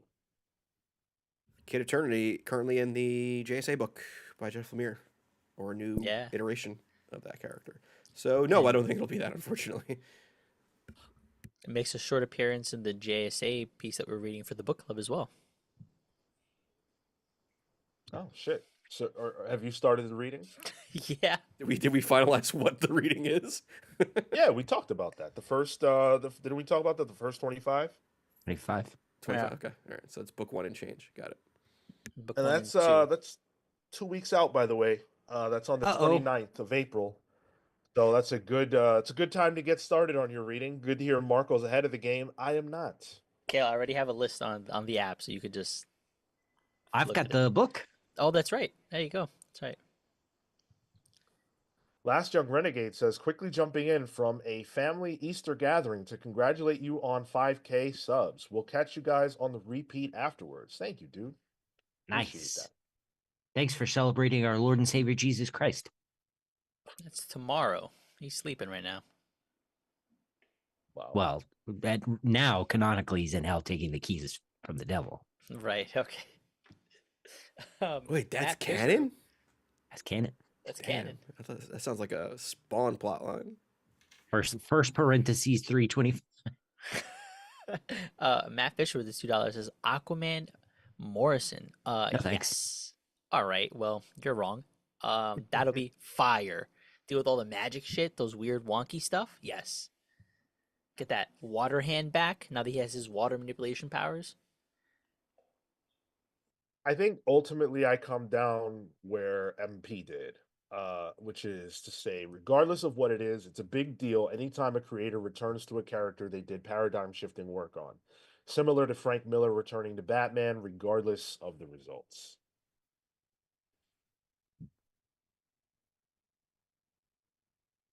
Okay. So yeah, so he's saying we're hyped for him coming back to the character, even if eventually it might not be as good. Right. All right. It's exciting though, and I don't know. I'll ask you guys. Do you think this is something that we see this year? No, No. no, I wouldn't be surprised if the ink is even dry on this thing. Yeah. Probably only just written the story. Yeah, or I I bet say you we get DC it. just found out about it. We get an announcement at the end of the year, I think. I'm with that. I think we'll hear more this year, like from DC themselves. But Batman's year is too packed right now because we already have Jeff and Jim doing the nostalgia tour, and then Matt Fraction is coming on. You don't really need Morrison this year, but I think 26 that's a big deal to have for 2026. Hound says, "What if it's Batman 66?" And that would fucking rule. The episode of Batman 66 I watched this morning was Vincent Price as the egghead. Yeah, Oh. dude. Yeah. If ever there were a Morrison villain, Vincent Price is the egghead. What a show! I would like to see some Batman 66 by Morrison. I would like to see any era. Morrison Batman doing a Morrison. King Tut story. Yeah. Shu Patel says this could also be a fake out. Nah. Well, was I'll fake Morrison a that out. troll now? Imagine. What was the last Morrison book you all read? Batman. For the Did book for the club. book club. Yeah. Sorry, I meant like in the lineage of what what they've released. Probably Green Lantern, and even then, not the season 1. I didn't stick for season 2. No, the Superman, the Authority stuff, because we Is did that like an issue or two for Palpables, after? I think. Yeah. Okay. That's with Mine would be Multiversity, probably. Ooh, I love Multiversity. Good stuff. Mine was, so if it's mine, it has to be some of yours. Proctor Valley Road, I think it was called. Oh Which one? yeah, Yeah. yeah, yeah, yeah, We yeah, did yeah. do that one. Yeah. Did that ever finish? The kids. Yeah, with the kids. I don't know if it finished because I dropped it after the first issue. I was so like Well, not I'm into it. telling them. Hey, listen, I'm ratting. that's fine. That's fine. I that being the last Morrison thing that released that I read gives me like a kind of a bad taste, I guess. But I still have hope for this. That ended at issue 5 3 years ago, seemingly. But wasn't it like Grant was kind of assisting in writing or something? Yeah. There was another writer on it. So I guess that's fair. We don't know exactly how to parse out who did Yeah. what. Alex Child with illustrator Naomi Franquist. Wow. I couldn't have told you who those collaborators were if you put a gun to my head. Thought the art was cool. All right. We'll talk more about this when we get more news on the subject. Happy to see Morrison's return to DC Comics. I think whatever they do, it'll be fun. It'll be different. It'll be weird because that's what Morrison does. They don't know how to do anything different than that. So, very much looking forward to it. What I'm also looking forward to is the rest of this show. We've got a lot more to get into. We're going to talk about our Jeff Johns, another DC stalwart creator. We're going to talk about our Jeff Johns top 5. We're gonna do our number. What are we up to? Number 2. We'll do our number 2. And we've got some news to get into. So stick around. A lot more show to get into. Let's talk about the book club real quick. JSA is the book that you guys, our patrons who have voting power, chose. Not Green Lantern, not fucking Doomsday Clock, which there are so many people on our Discord who are clamoring for Doomsday Clock to be the winner, and yet I feel like JSA won in a landslide. Yeah. Dominated. Yeah, absolutely. Is that just the difference between like our standard listeners and our patrons? 1000%. Yeah. I wonder too if it's people going, okay, I'm gonna vote for JSA because I don't think it's gonna make it. The same reason we put it on the poll. It's not gonna make it. Surely Doomsday Clock will win. Right. But here's my love vote. Would I vote with the heart? Yeah. The heart won. I'm just glad it's not a troll vote because I feel like we've been trolled by our audience a handful of times. Fucking, what was that crazy? What was that? Invasion. Oh my god, dude. I still see those teeth in my mind's eye when I close I my had eyes. fun. That's what I was. Yeah. That's what I was thinking about. Tyler was the teeth. The teeth, yeah. So I'm glad it's not a troll vote. JSA, you guys are voting for because you love it, and if you love it, then I love it. Like, let's do it. I'm excited for that. I got to get my read started. I think you should probably start now if you haven't. That way, you are fully done. We're going to do the first 25 issues. I saw someone mention Secret Files. Cale, do you know anything about that? Not There, offhand. there is. I JSA think it's Secret Files What? 15 or something like that. It's like 1 through 3 secret files, but Um, I don't know Let me. how Oh that yeah, here we plays go. out. It. I think Tyler posted it in the chat in the book club thread on Discord, but it's the JSA Jeff Johns book 1 has JSA 1 through 15 and JSA Secret Files number 1. So I think Secret Files number 1 is what kicks things off, okay. if I'm right in that. So I wonder if that's sort of the connecting bridge from JSA the Golden Age to the modern JSA. What I did was I picked up I don't have it yet, it's still en route, but the new JSA compendium one. It includes 1 to 25 and includes Secret Files. It also includes a lot of these like one shots that I may or may not read depending on where they are. But it has all of that. And it's that new soft cover compendium style that DC's been putting out, which I actually like the format of the book. It's like right now it's $40 on Amazon, so it's pretty. It's like 30% off on Amazon, so you can probably get it similarly in other places as well. gonna have to grab that right now. Trying to find Hound's recommendation here. Hound says for JSA, since it can be overwhelming, I recommend at least issues 1 through 15, which are in the JSA Jeff Johns Volume 1 TPB. The first 5 issues are written by James Robinson, Yep. but should not be overlooked. For a little longer cut on Jeff's run, go to issue 25.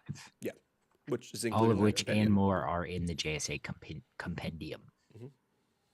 Done deal. From Hound's mouth to our ears, that's what we're gonna do. So sounds like getting a compendium makes a lot of sense for those of you who don't have this in physical yet, or whatever the case is. I think that makes a lot of sense. So that's what we're gonna do.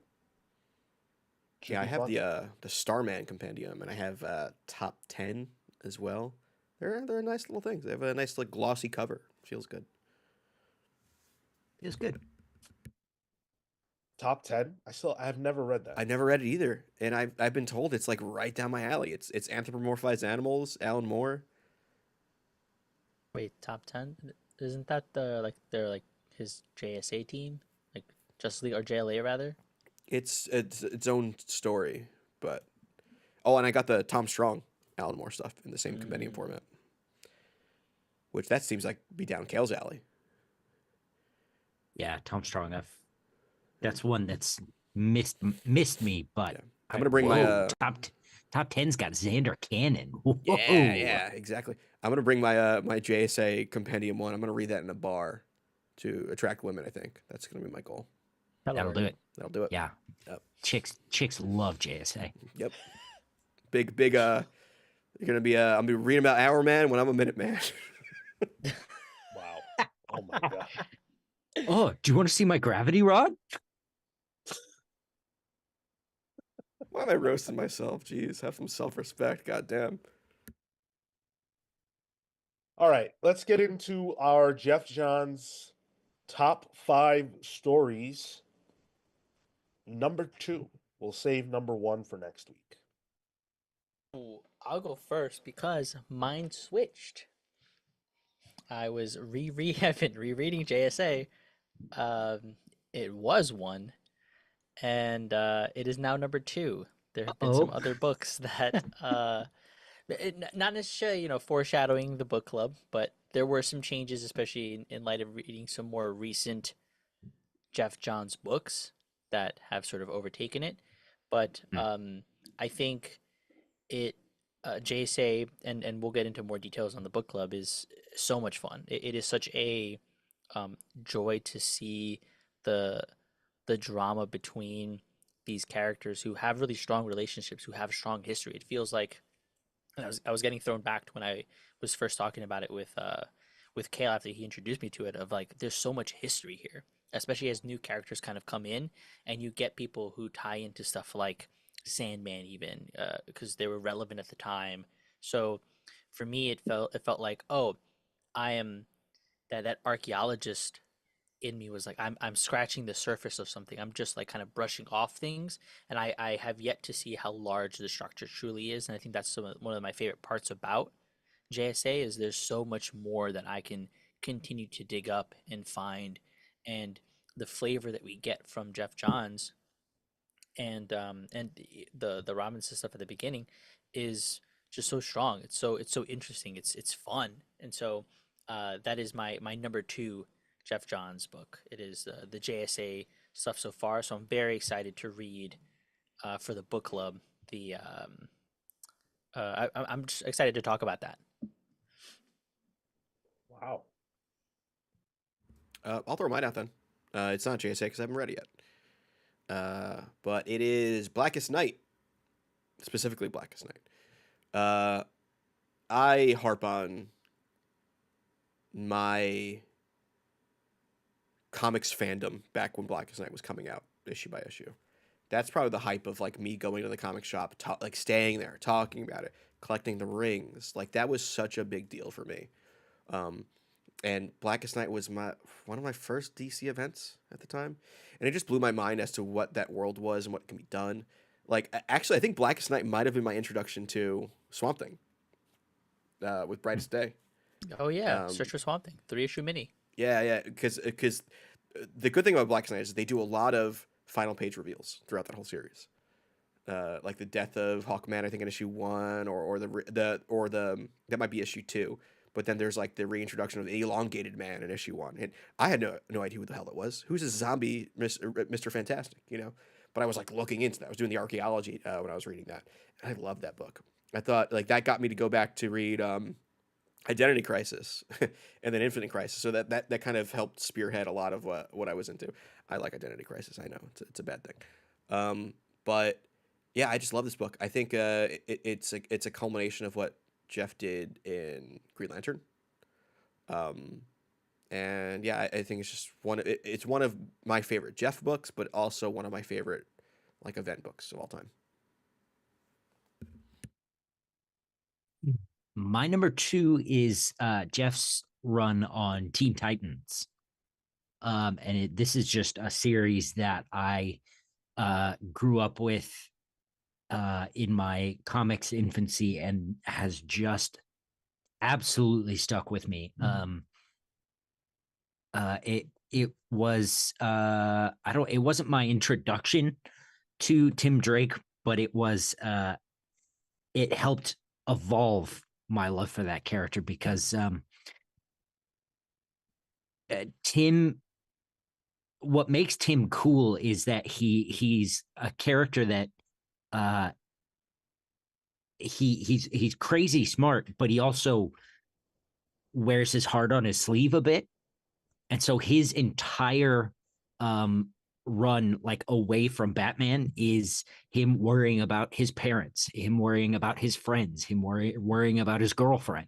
Like he had an entire life outside of Batman.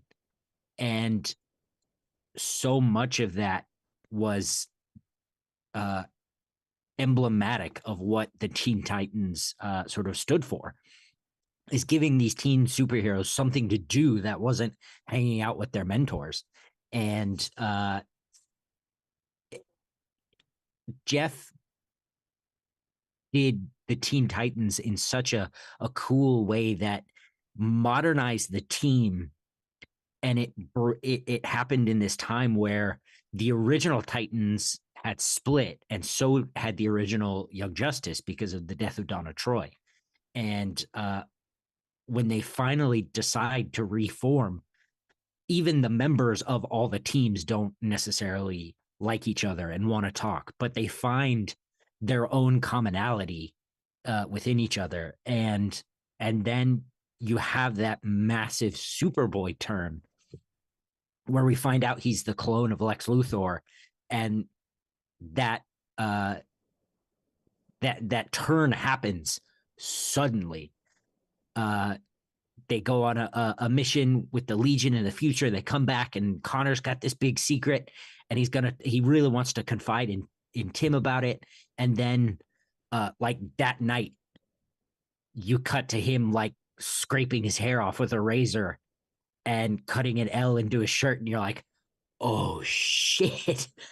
Jeff, like at the time, like it was so huge. And then that leading into Infinite Crisis, it was just another building block that worked so well into uh making the whole thing feel like a lived in universe. Um and the kid sidekicks being at the heart of it. That sounds awesome, dude. I gotta read that. I don't know why I haven't, man. Oh, wow. Yeah, I've been told to read that book so many times. Honestly, that's one of the best things about this channel for me and this book club thing is that like I get to read stuff that I've never read and that I might not have gotten to otherwise. JSA is definitely on that list, but you guys all are shouting out stuff that I haven't necessarily gotten to that I need to. So The pressure of the book club in a good way helps me.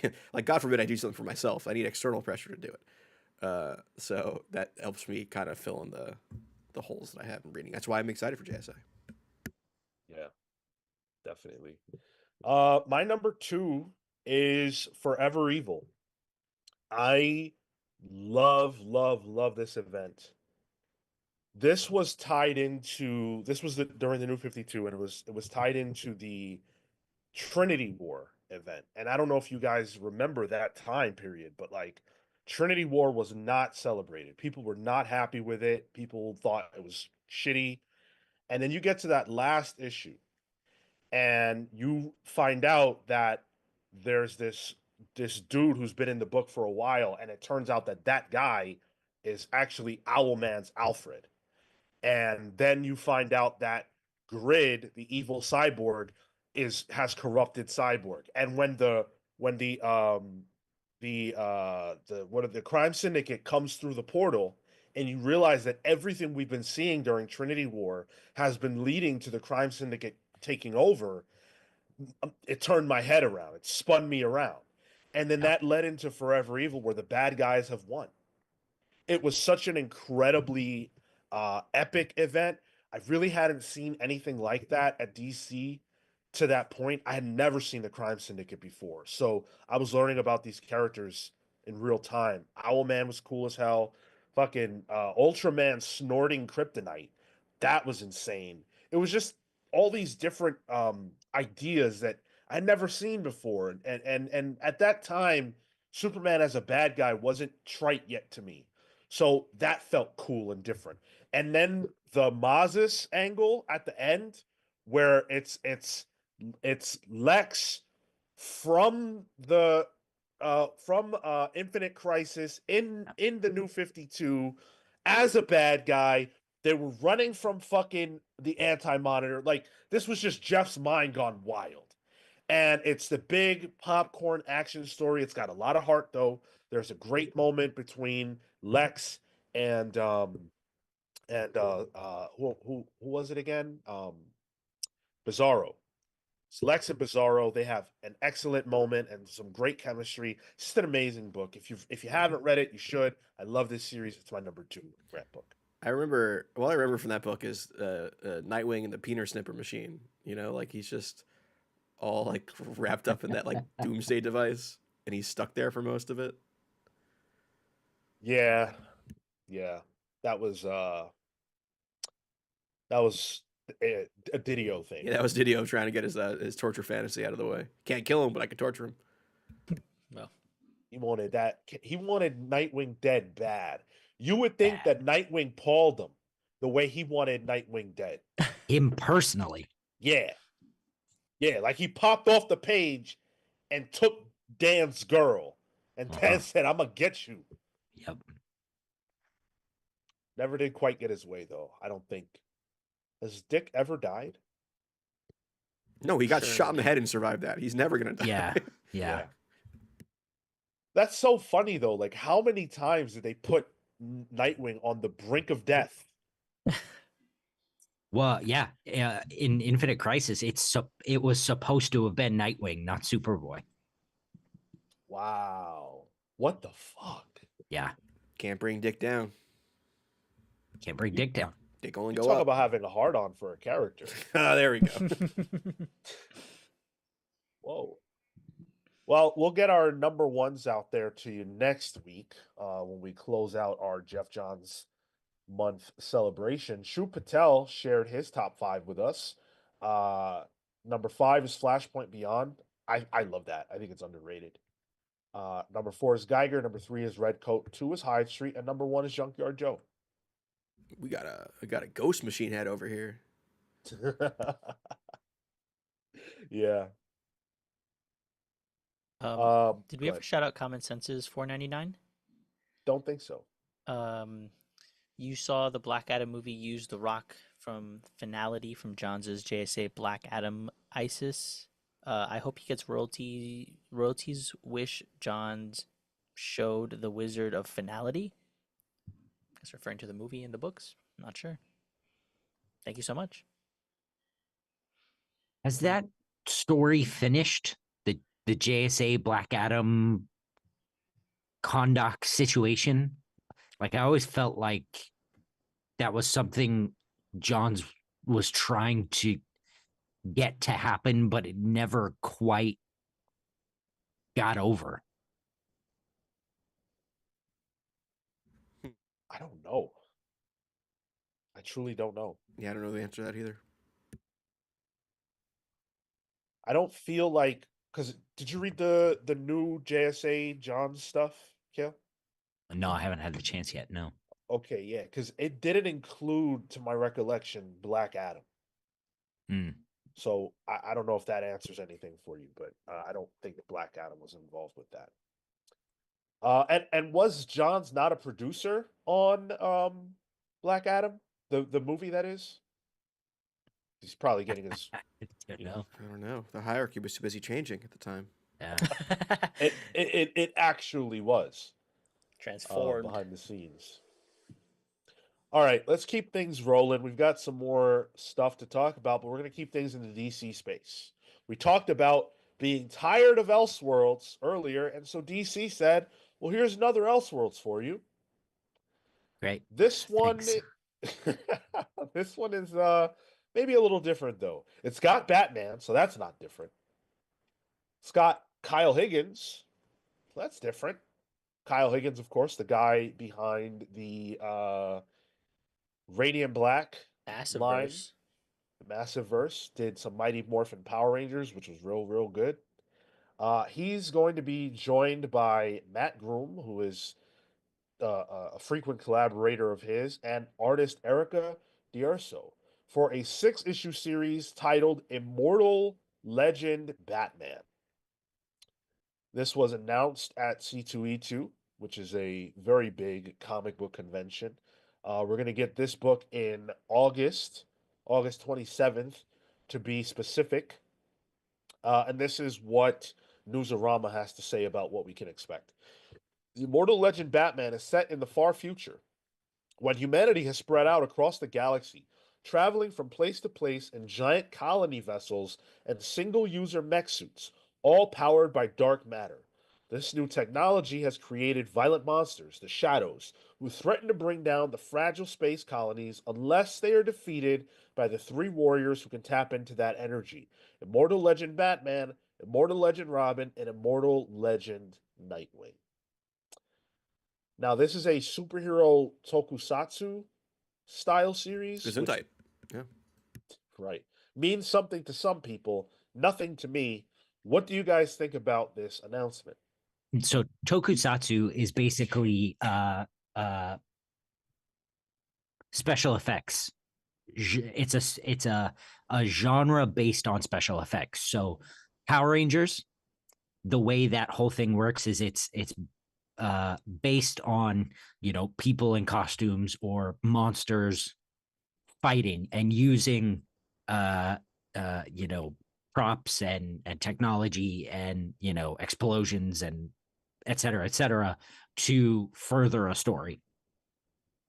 That's essentially what a tokusatsu genre is. Okay. So that includes Power Rangers, Kamen Rider, Ultraman, Godzilla, Beetleborgs. Beetleborgs, most Sure. certainly. Cool. Yeah. I'm tentatively hyped for this. Yeah. Why? Tragically, they got me. It's it's based off the Dan Mora sort of Kamen Riderized Batman drawings that he did. Geez, that was a long time ago now. It reimagines Batman in that sort of Spider-Man Unlimited way. Oh, In that way of Batman doesn't have to go into a phone booth to become Batman. He can just hit a cool pose, slap a button on his belt, and damn, he's Batman. That's just cool. It's just cool. Kyle Higgins is a deft hand with this stuff. And it's gonna be fun. Kale, I just shared the Robin version of what it looks like in shown in the chat. Yeah. This shit looks rad, man. It's just like it's what if Batman, was Power Rangers essentially, and Yeah. that's kind of been Kyle Higgins' bag with even the Massiverse, and so I think he's been doing good stuff there. Um, and this is just going to be kind of an extension of that idea, but with mainline with more mainstream characters. He's going to play in this sandbox that he can kind of build. The far future, different colonies almost felt like Gundam to me. Mech suits and that kind of stuff. So man, I love some good mech anime stuff. This looks cool. I'm excited for this because of the stylistic nature of it. Kyle Higgins now has to do the work to live up to that and deliver. Well, it should be noted, and I think people in the chat said this is the team that did Infernal Girl Red, which is one of those Okay. Massive titles, yeah. And I remember the art being killer for that book. I didn't really care much for the world, and that's kind of what took me out of it. But I do care for this world. I do care for Batman. So that being the only thing that really I didn't care much for in their previous collaboration. It sounds like they had the right pieces in here for me to like this. I think this looks rad as hell. Gavin in the chat said this is what Elseworlds should be. It should be something wildly different. And I agree. This is what I want out of an Elseworlds book, and it just looks cool. It looks damn cool. Give me like, I don't know, a weird like a kaiju clay face to play with, like stuff like that could be dumb and stupid. Sure. I would love it. But not like here's a Joker mech. That's a little cheesy. No, I think a Joker mech could be cool if done right. You're gonna get a Joker mech. Stop. It's gonna happen. Do we know who the villain is for this? Do we have designs? Nah, I don't. I mean the shadows, whatever that is. Sure. Yeah. Putties. Right. Yeah. They'll be the putties. Mm-hmm. I don't know, man. Like, I think this is probably going to be cool. It looks really cool. I want to be excited, but I still don't feel great about the Radiant Black stuff. And this is the same This is the same group of people who've been doing that. So, from a visual standpoint, my God, they got the right guy to do the character designs. Dan Mora killed it on these, and I'm sure the book will look great. It's not drawn by him, but it's drawn by Erica DeRusso, who Infernal Girl Red did look great. I agree with that. And so I'm excited from a visual standpoint. The story part is what concerns me. I don't know if that's going to work for me. I just haven't found my way into Kyle yet. And this stuff, I mean, it easily has that potential to do stuff that I don't like, along the same lines of, Godzilla versus the Marvel Universe, or DC versus Sonic the Hedgehog. It's just like, this could easily go up, a cheesy route. Yeah, I think there's a way for it to be cool as hell. And even if it's cheesy to some degree, that could be okay. But I just don't know if I'm the target for this. Gavin points out their Mighty Morphin Power Ranger stuff ripped, and the Shattered Grid stuff. Yeah. That is true. Went on for a while, had a lot of good arcs, a lot of good crossovers. Yeah. Damn, I want to go back to that now. I do too. I do too. Genuinely, the reread of Radiant Black collected was a much better experience than having read it month to month. Yeah, I need to do that. Yeah. Gavin says, but Sentai has a ton of room for cheese. My man, Sentai was built on cheese. Got that government cheese. Man, cheese hidden in caves. The one thing I've always appreciated about Tokusatsu has been the little sparks. Like they get hit and there's just a little of like, it's just a small subtle detail that makes it rad. Well, I'm sure we'll be discussing this on Pals Pool, so you'll be able to hear our thoughts when this drops. August 27th is when that'll be out. So make sure you guys get to your comic shops if you are excited for that. Now, let's talk about the most what the fuck announcement of the week. We've talked about some pretty big announcements to come from DC that, make sense. This one threw me for a loop and kind of made me angry, actually. Marvel has announced another Hellfire Gala. Are we back? We back at Krakoa? No, No, we are not. I kind of think Marvel wishes we were though. Damn, they really just rented out like like a like when the family has like that baptism, but they don't really want to shell out money because it's like just like the little kid, but you get Yeah, like a yeah, yeah. small basement in the church kind of thing. They got a tent in the backyard. Yeah, yeah, that's where we're gonna throw the party, kind of. Yeah, that's what this feels like. Here's the solicit.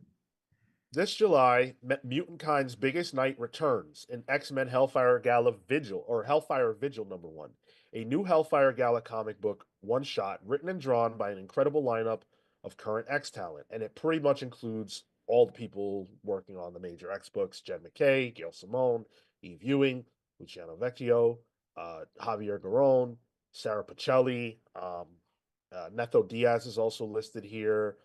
There's a bunch of people listed. Jeffrey Thorne is going to be writing. Maria, everybody basically, all the people that have a solo title for the most part are going to be working in this sandbox. The annual gathering will strike a different note this time around, with Mutant Kind gathering to reflect on the loss of the mutant nation Krakoa. As they look back on the past, they'll reignite hope for the future, and readers can look forward to a night of joyous celebration, delicious drama, and of course, superhero high fashion. Like previous Hellfire galas, the glamorous party will be filled with reunions, returns, and revelations, all setting the stage for the next year of X-Men storytelling. Always one of the most talked about comics of the year, the Hellfire Gala is now a beloved staple of the X-Men mythos, even inspiring the new season of the hit video game Marvel Rivals. And fans won't want to miss this bold new installment. So they're just Oh, putting it out on Front Street now. Why they're doing it? yeah, absolutely. Yeah, energizing this. It's a year too late. A vigil? Like the vigil Word. already happened. Yeah, We already yeah. mourned Krakoa. And I think that's the issue with this is I've moved on as a reader. I'm in this new world. I'm hungry for the new stuff that you're doing here. But now you're going, oh, remember this thing? Remember this thing we had? And also how it's tying into this new moneymaker for us? Remember this thing? Shell out X dollar amount. You told me to move on, and I did. Yeah. This is the X coming back. Be like, hey, I kind of miss us. It's that future. It's that future meme, or you know what I mean? Like, Yeah, I miss us. yeah. And I have a feeling with the success of Marvel Rivals. Pay me $9.99, and I'll do you that thing I like. That thing you like. Yeah. The old finger trick. Yeah, I feel like this in combination with Marvel Rivals feels like Marvel is realizing way too late they had something there. And like it's being embraced in Marvel Rivals, which is I don't mean this in a pejorative sense. Superhero normies play that game. A lot of people who don't read comics play that game, and they think this Krakoa thing is fucking rad. um, I miss Krakoa, I think, but but I'm with Marco. I've moved on, and I can see the idea of doing the Hellfire Gala as like they're timeless. You know what I mean? Like timeless is for like the Marvel universe, where it hints at what's coming in the year proper. This is that for X-Men. I think it's wild that Maggot is on a cover of an X-Men event book. It's I don't know. I think Marvel screwed up here, and this is them trying to have their cake and eat it too by continuing the Hellfire Gala, even though the mutant nation of Krakoa doesn't exist. But I think that like uh, this feels more like it's just going to be tie-in. It doesn't matter for the books. Like if this mattered for the series, right? This would be Uncanny X-Men Hellfire Vigil. This would be X-Men Hellfire Vigil. This would be, Exceptional X-Men Hellfire Vigil. This is just for this moment. Just for this, just for the as you stated, the normies to have that connecting piece of comics, and then let people just kind of figure out their own way. No, this is going to be important.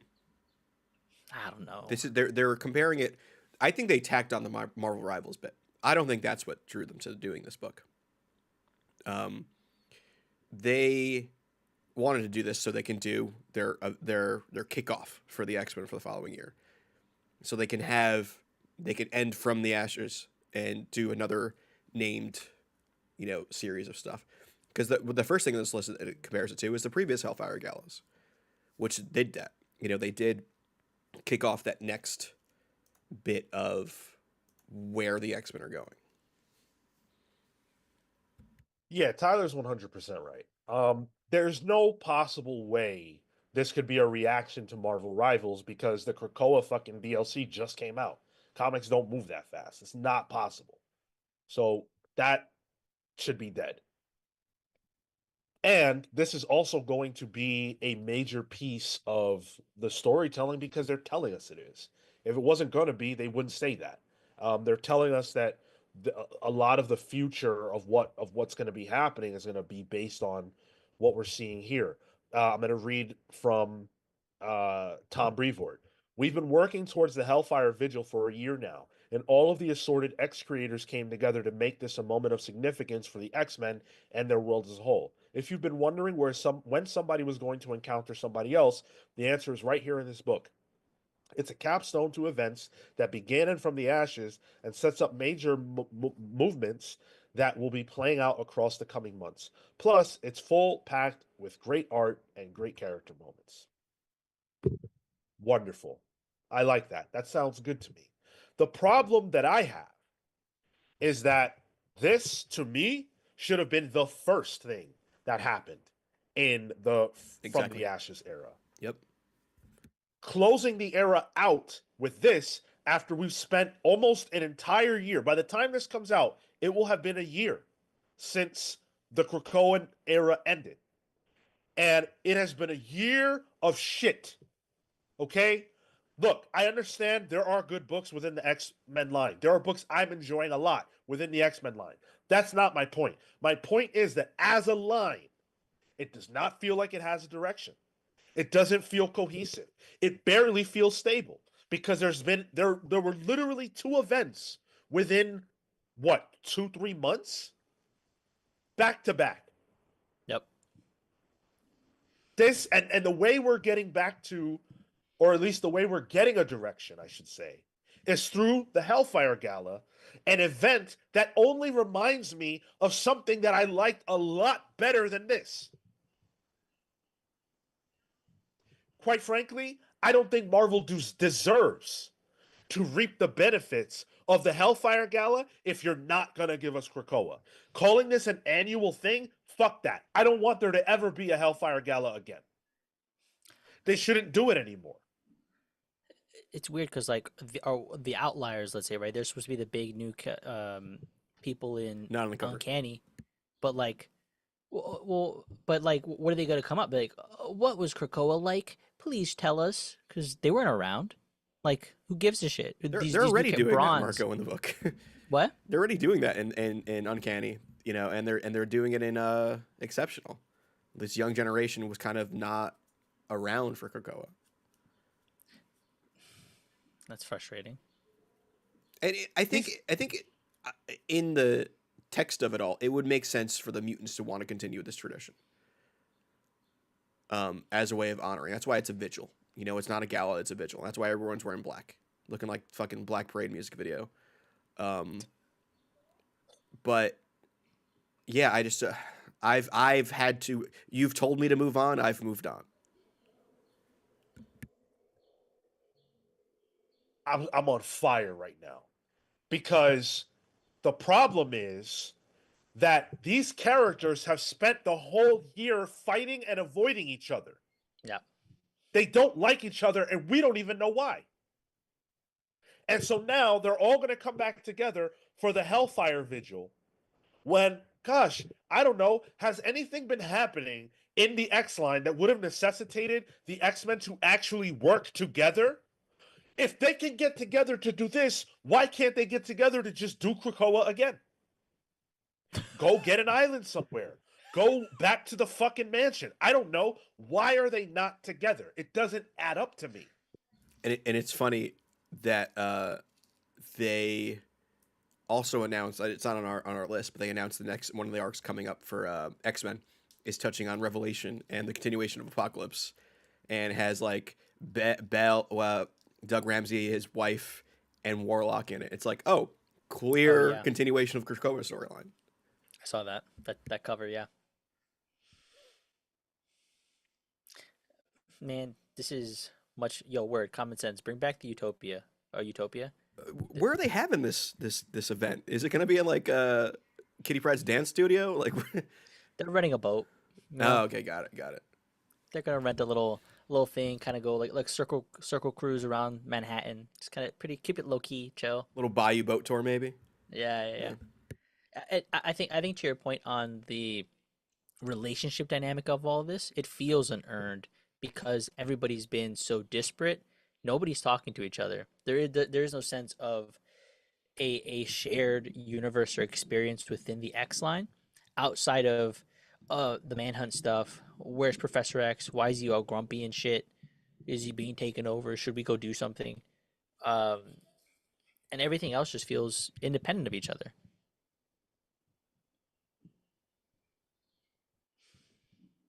Man. Oh man.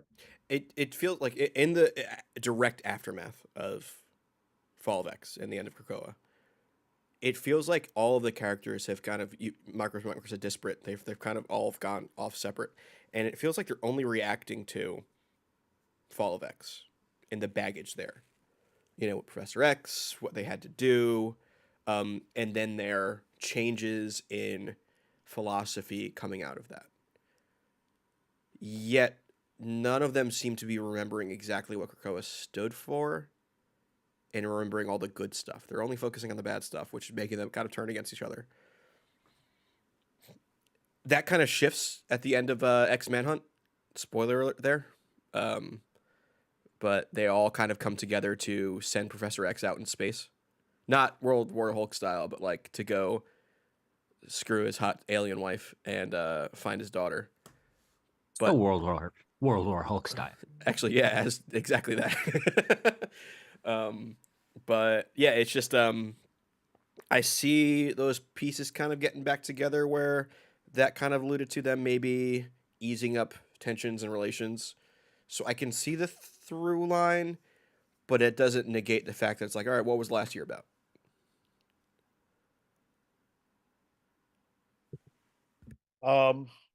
My thing is like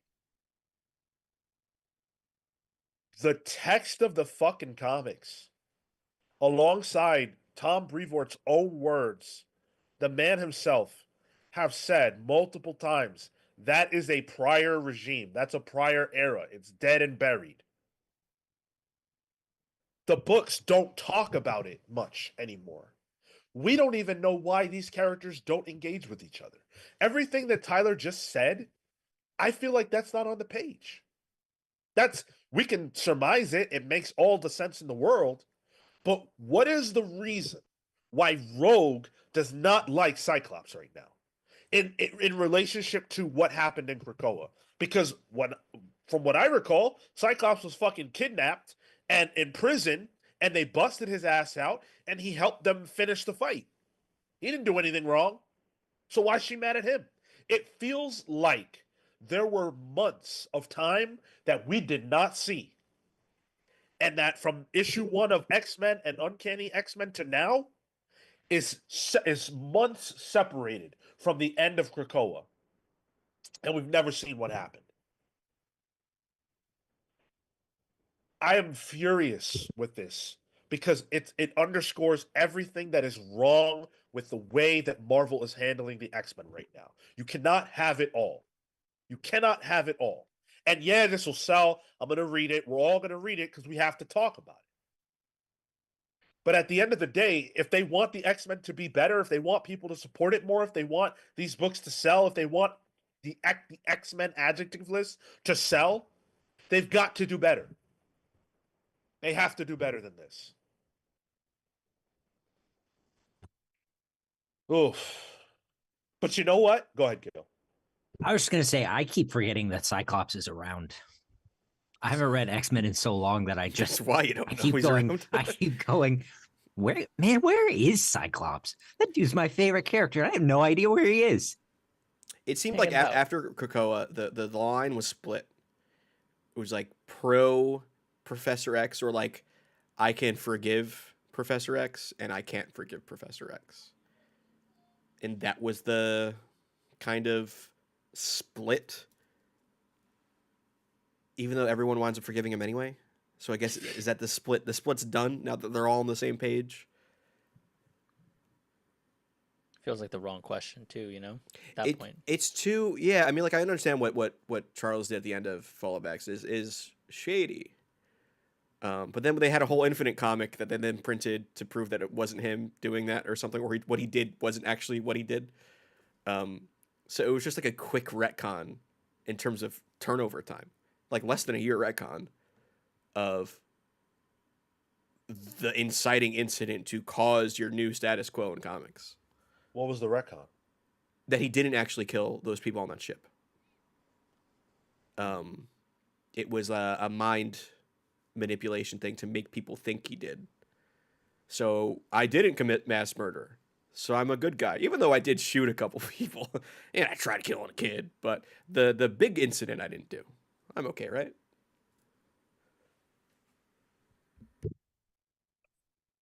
Wow. The fact that you don't even know the retcon show, Sean, though, shows issues with the current line of comics. Like, that should be a big point, that you had to read a side book to even get.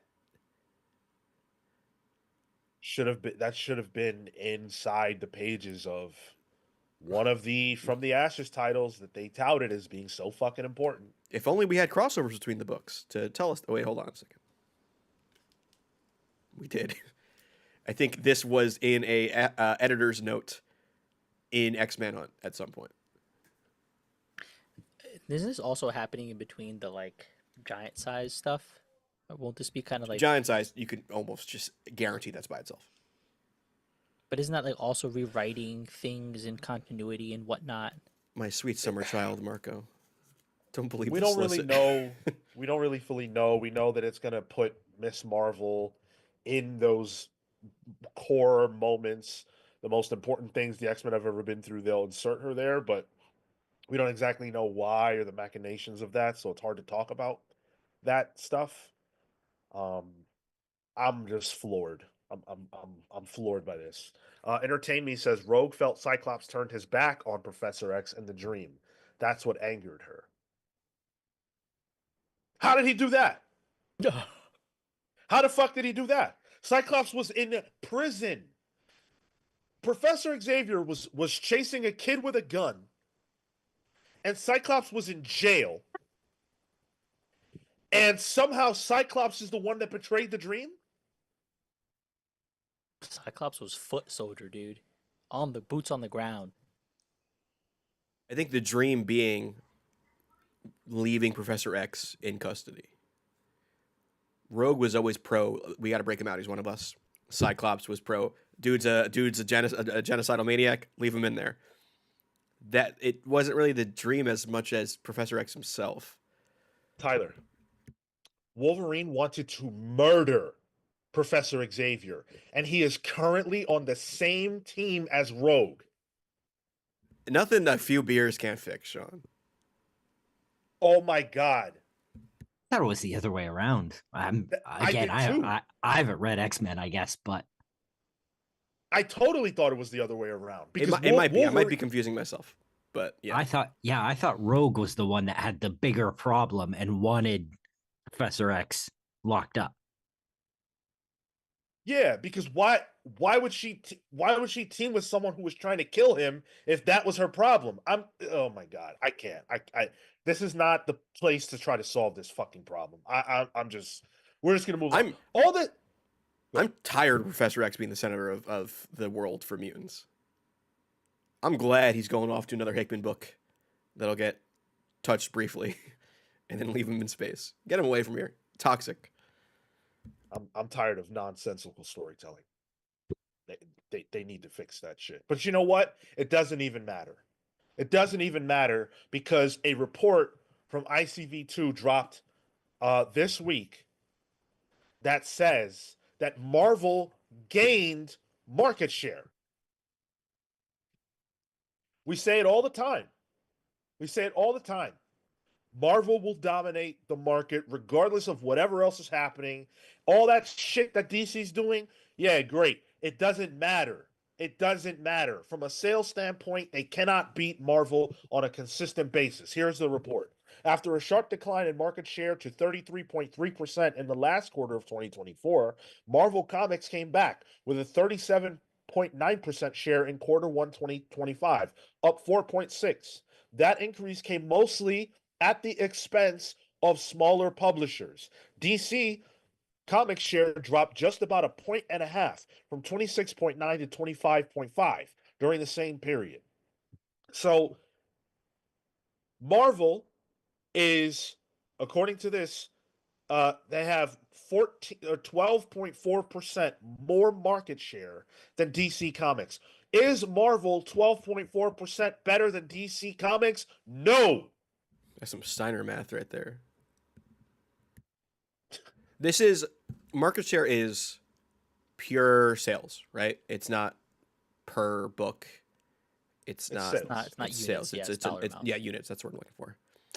I think this might be the Gooner effect. I know that might be hyperbole, but Marvel, like those, if we look at those books that are like the top sellers, a lot of them are like those ones that have tons of variant covers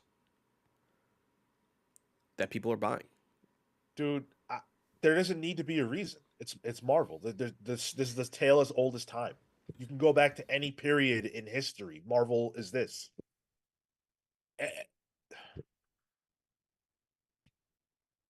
They're a more recognizable property at this point. That was the thought that I had. If Outside they're- of comics.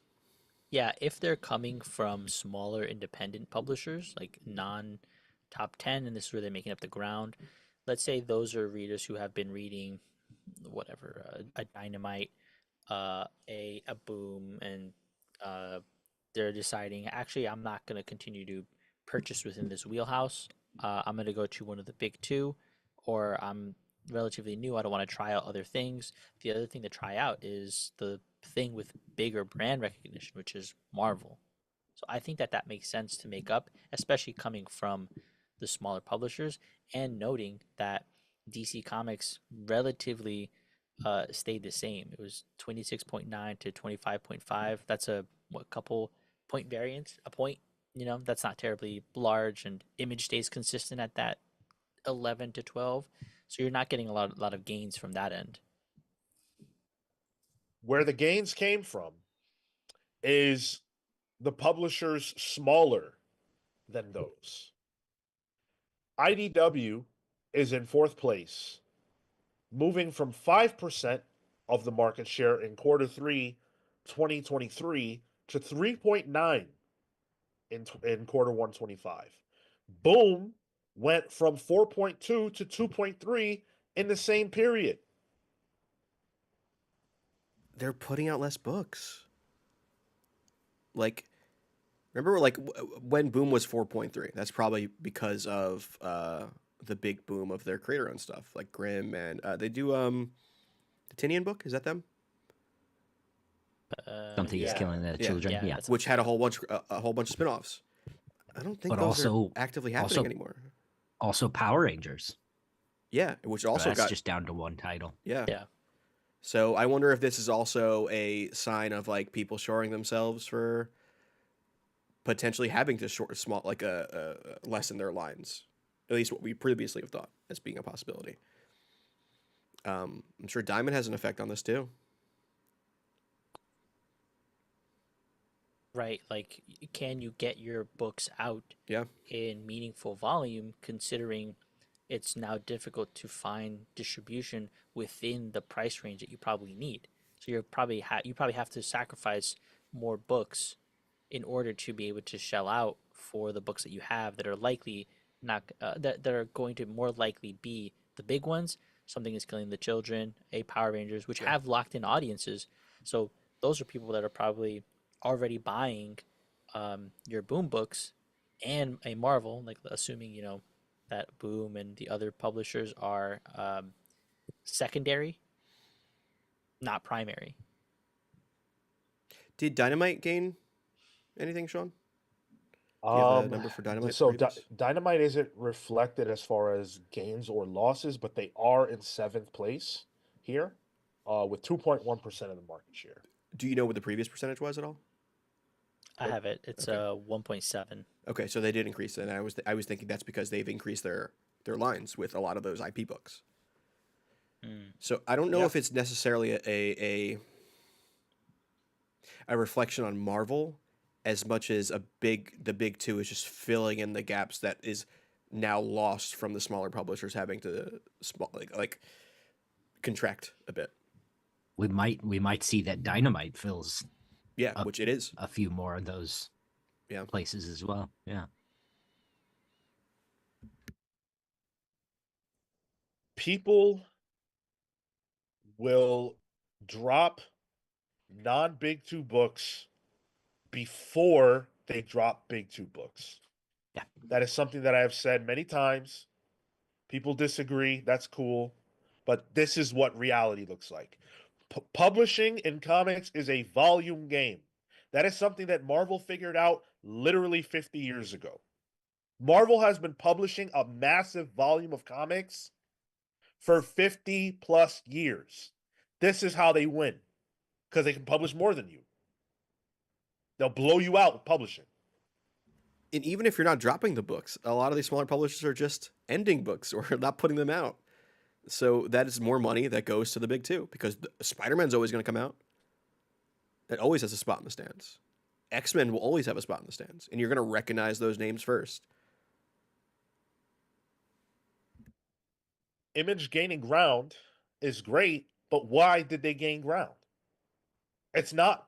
This is what's so frustrating. It's not because of original IP.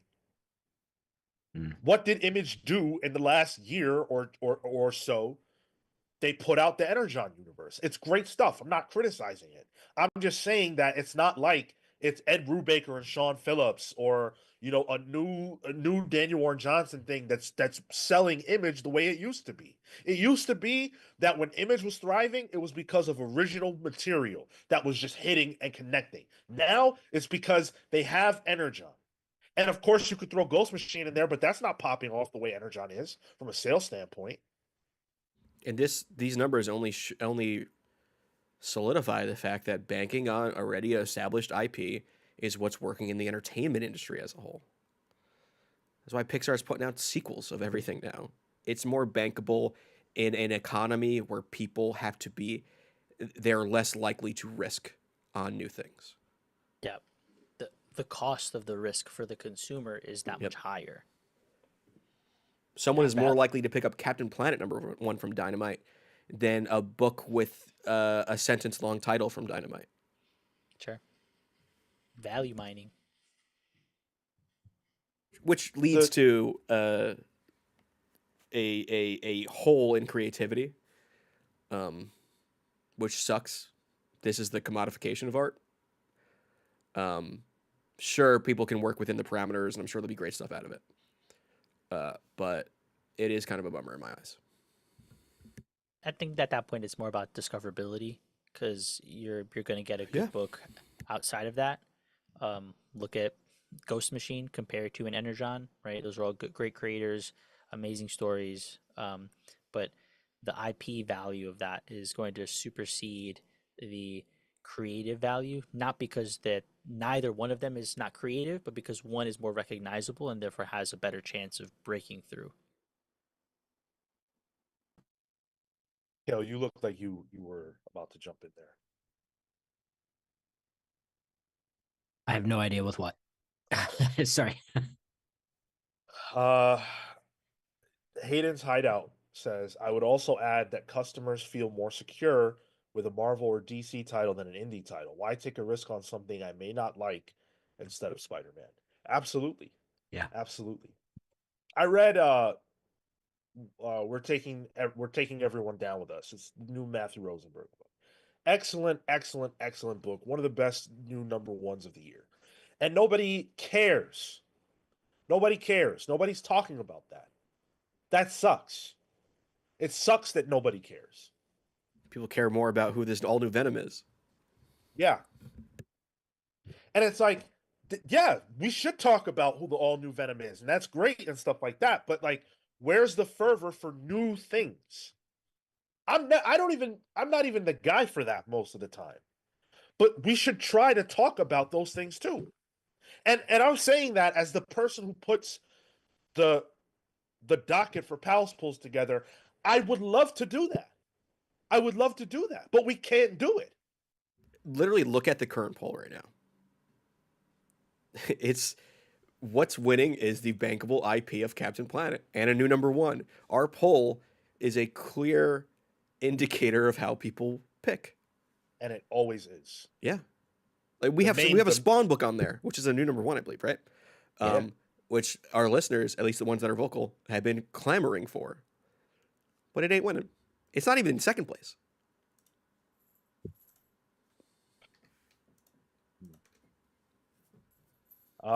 Let's hit. We've missed a few super chats. Samuel Summers with the $5, thank you, says, I asked my LCS how many Storm books they order every month, and he said 35, and it keeps selling out. He's now going to order more next month. That is an excellent number. That is a very good number. Wow. I'm surprised. I'd be curious to know how big your shop is too, because that seems like a big number for any book, really. For like some small shops.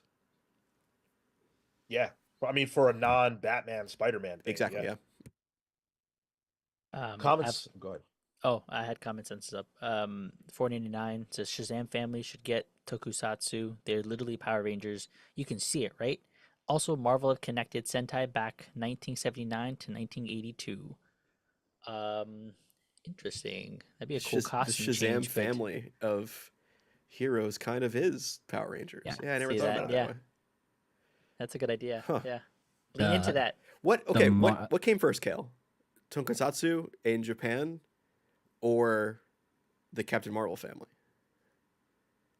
I can't say for sure, but my money would be on the Marvel family. Interesting. I wonder if there's and I mean the broad family. Like sure, Talkie Tawny. You'll get Talkin' Tawny, yeah. Is that your what's the III robot from Power Rangers? Alpha. Alpha, yeah. Talkie Tawny was influenced, or Alpha was influenced by Talkie Tawny. Yeah, 42 Fawcett Comics. So yeah, Marvel family.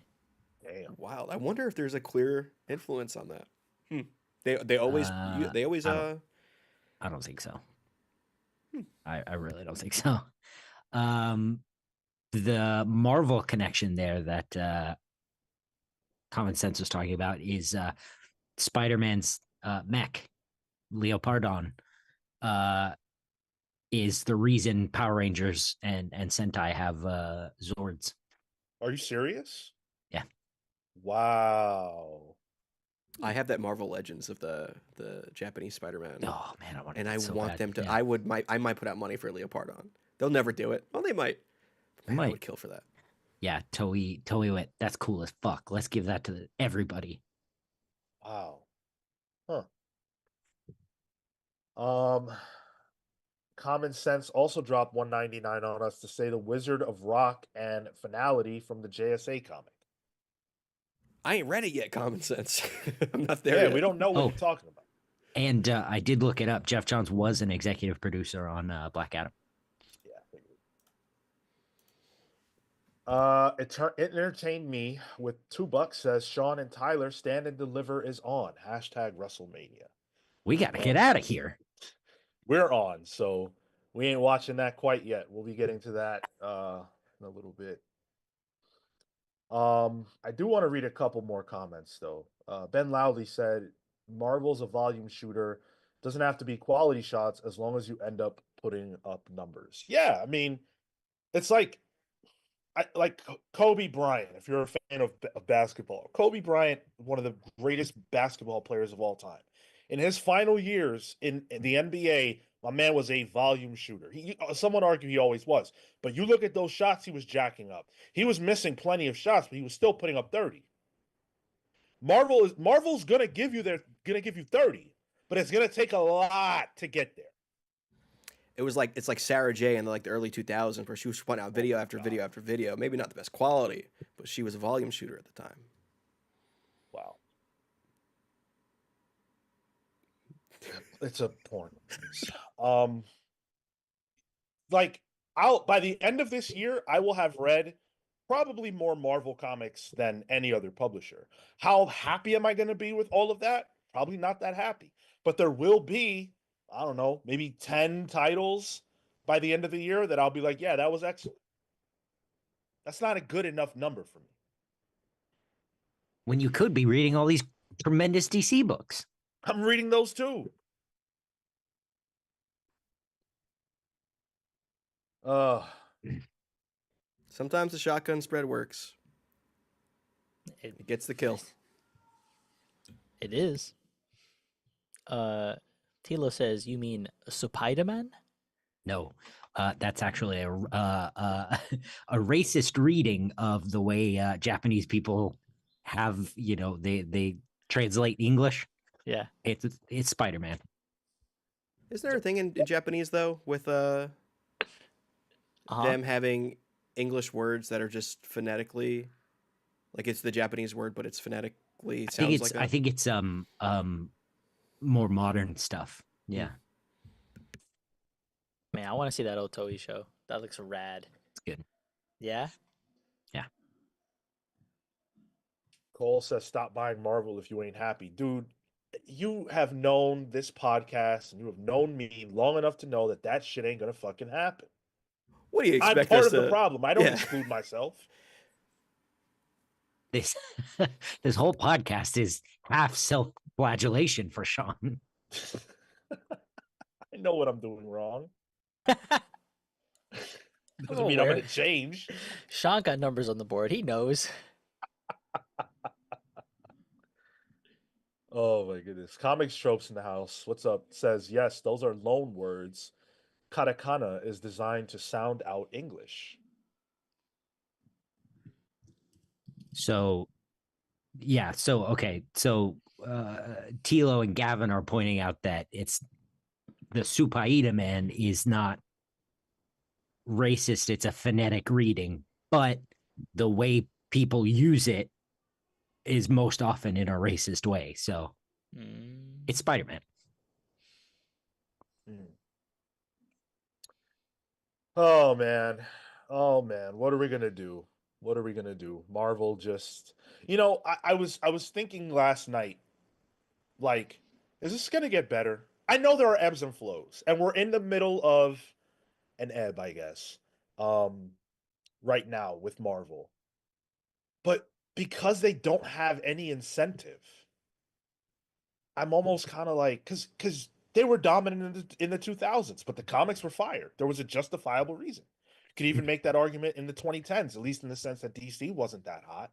But right now, Marvel feels as stale as they've ever felt in the history of me reading the books, and yet there's not a competition in sight from a financial standpoint. No incentive to change. Business as usual. Plus, they're putting all their major effort into the films. Like, are they? I mean, it ain't going to the books. It ain't going to VFX, that's for sure. We got less than a year for Doomsday to get their shit together.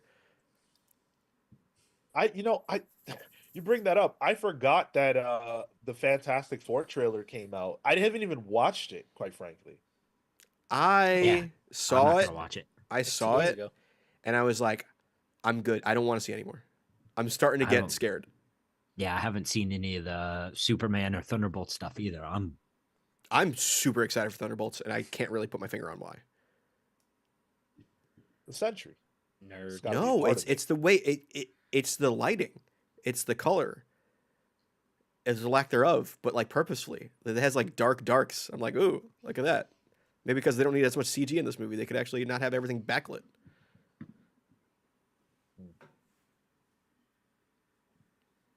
Yeah, I wasn't sure if you guys would want to get into that, the Fantastic Four trailer, but even for myself. Can you believe? Can you believe they turned Silver Surfer to a woman? Oh no! I think I saw a picture of that, and I went, I don't know if it's real or not. I haven't seen it. It's real. But I went, I saw it and I went, I don't need this. And not in like, I don't need the Silver Surfer as a woman, but as in like, whatever this is, I'm going to push it to the side because clearly it's related to the Fantastic Four, and I don't want it. Like, I was just like, I don't need to spend the mental energy here. That's where I am. Where like I enjoyed the trailer, but me enjoying it is what scared me. It's like I've been burned almost 4 times for Fantastic Four at this point. I don't want to get burned again. I don't want to get excited. I'm gonna put my excitement towards Superman, or actually not towards Superman. It's gonna be towards Thunderbolts right now, so I can avoid disappointment. I'm hedging myself. It's also baseball season. It's true. Put your excitement into something fun. Like the Yankees. Oh, never mind. Okay. The Yankees. My only issue was I just didn't think, and this was just based on pictures. I just didn't think that the new Silver Surfer looked as good as the one from the Fox movie 20 years ago. I would say most CG these days doesn't look as good as the CG looked like 20 years ago. That's embarrassing. If what I saw is the same thing what you guys saw, did. then yeah, I agree. And now I'm worried. Yeah, you did. I don't understand it. I really, really don't. Every time I rewatched Lord of the Rings, I'm like, how did we? Yeah, that's literally what I was about to bring up. Yeah.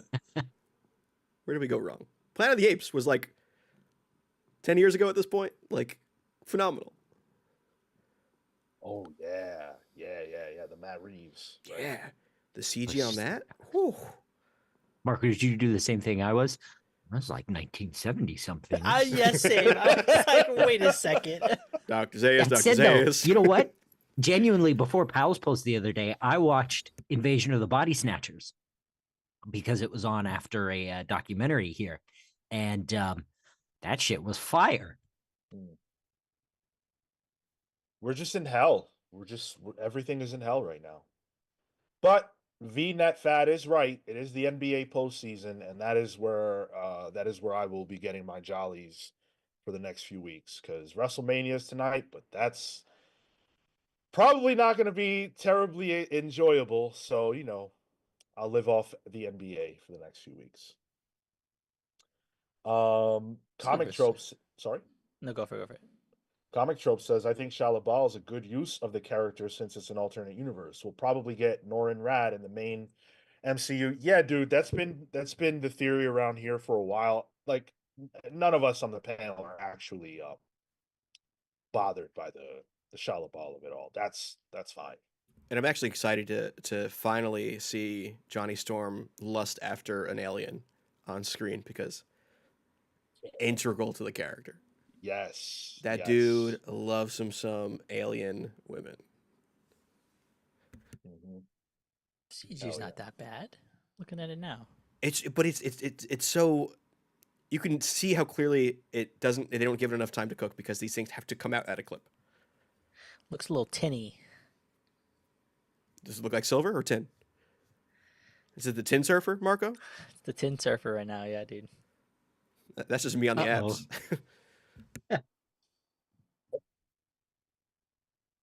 All right. Let's shout out the rest of the patrons. Do you guys want to play a game, by the way? You guys want to? Sure. Yeah. Tyler, you've mentioned that you've got some new games. Do you want to try one of those? You think are they game ready? Are they play ready? Or you're muted? I have a game that I pretty much stole from another podcast, if you want to play. I love that. That sounds fantastic. Gear that up while I read out the rest of these these shout-outs. So I do want to say thank you to the rest of the patrons that we didn't mention earlier. Steve, Swarm Canaris, Panda V Panda, Ted Wong, Mad Max, The Absolute Overthinker, Blur, Jekyll Jose, Scripture, The Wardens of the Word, Hecatron, The Hate Machine, Amin, The Almighty Perez, Houston, The Century Kid Murphy, Jasper, The Gasper, Eddie, Peter, Living Lightning Electric. So I got to hear the voice of for the very first time today during Pre-Pals. Lucas, Heatwave Hallner, Young Dende, HUD, Hayden's Hideout, I got you next week, dude. DeWoody, and Shalom Warburg. Thank you all so much for joining us on the Join the Palsverse tier or higher. If you want an origin, if you want a shout out, if you want all those things, Patreon.com/thecomics.pals. Join the Palsverse tier or higher. That's the way to get that stuff. Tyler, you ready? Yeah. Yeah. All right. Take it I don't have away. a full name for it. Did I write a name? Did a new knockoff name that I have for this? I don't know. We'll figure it out in post. When I edit the show, right? It's not live, right? So this is stolen from a podcast called Tales to no, it's pod. Is it Tales to Astonish? It's Sure. That's the title of a podcast. Yeah. Yeah, the British one with they do a thing called the unofficial handbook of the official handbook of the Marvel Universe, where I have the Marvel Universe handbook here, the omnibus. Sweet. I'm gonna go up to a random page, we're gonna have a character, and we're gonna modernize it and make him popular. Make him popular. Unless I open up and it's Jean Grey or something. Right. Okay. Yeah. Like I'm expecting to open up to like By Beast, and we're gonna pitch By Beast being Okay. a bestseller. Okay. And I'll read a bit of his stats and stuff if it's a question. So, Marco, point where you want me to cut this. Left. On Okay, the cool. left, give it like a sixth of the way through, kind of at the early. Oop, I broke something. All right, here we go. Left. All right. Oh, I went right up to the Inhumans. Well, hey, they need That's they not need bad. help. Yeah. Well, let's Hold on a do it. second. I open up right to it. How do we make the Inhumans work in 2025? Less explaining needed to be done there. This one's focusing on Yes. Black Bolt, Medusa, Triton. What's the guy with the really bad mustache? Pot calling the kettle black here, but Karnak? Karnak, yeah. And Gorgon and Crystal, the core troop. How do we make them popular in the year 2025? What do we do differently? I think your first point on just defining them is important. Like what Redefining. what is like what is material, what are they materially for somebody who doesn't have the familiarity like me to be able to say, okay, oh, they're mutants, right? No, they're not really mutants. Oh, okay. So they're kind of weird. They have some, facial stuff. Maybe they have some like, like secondary characteristics. Were they Morlocks? No, they're not really Morlocks. Like what makes them as different as a Fantastic Four or a Spider-Man? How do you get to that point with them becoming a family? My first thought with the Inhumans is we spent so much time trying to make them the mutants, not the new mutants, the new mutants, that we earthbound them, we landlocked them, and that ruined their identity. In my eyes, the Inhumans should be a cosmic, space-faring family or race. They should be Krakoa on a spaceship, is what it should be. Because they're Kree experiments, right? Exactly. Like Yep.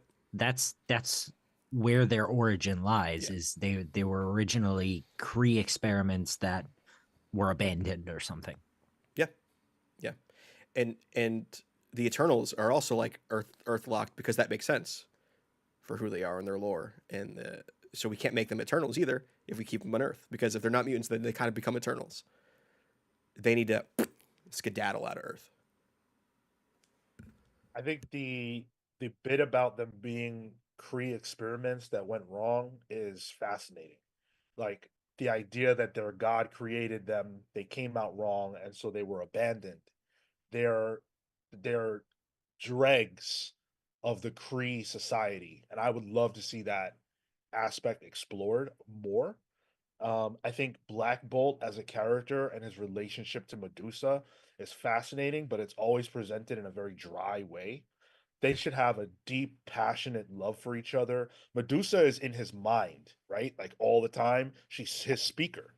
That doesn't need to be presented in that's always presented in a cold, regal way. I would love to see that presented in a passionate way.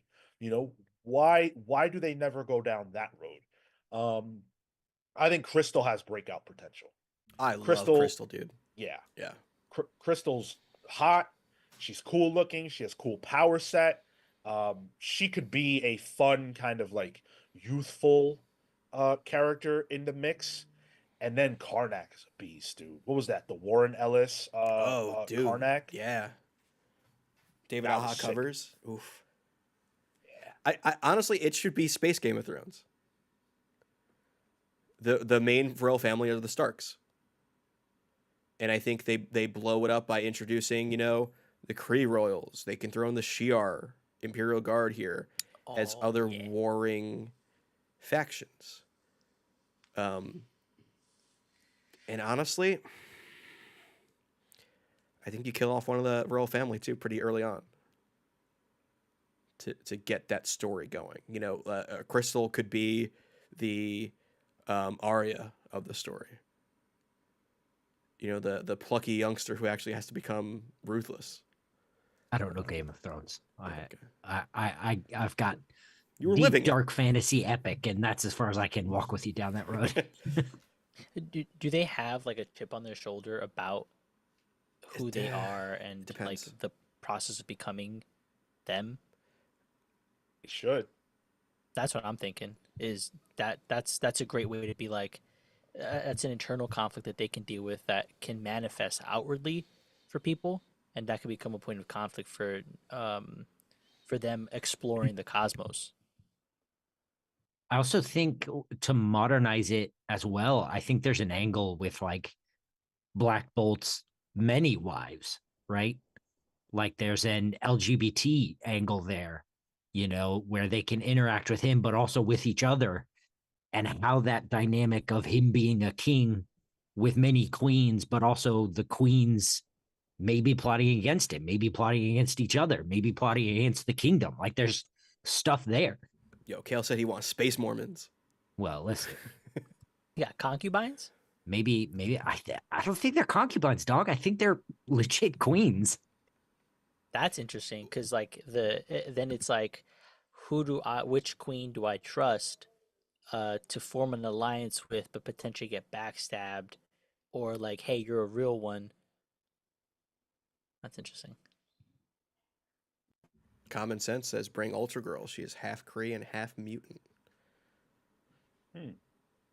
Interesting.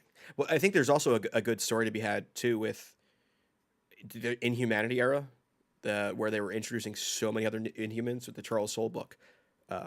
Such a good book. That is a slept-on book. There's like Reader, who's like a blind guy with a seeing eye dog who can like read these cards and has special powers depending on which braille he reads. You have that Inferno, which is another flame-based power, but he kind of was a hothead, ironically enough. What?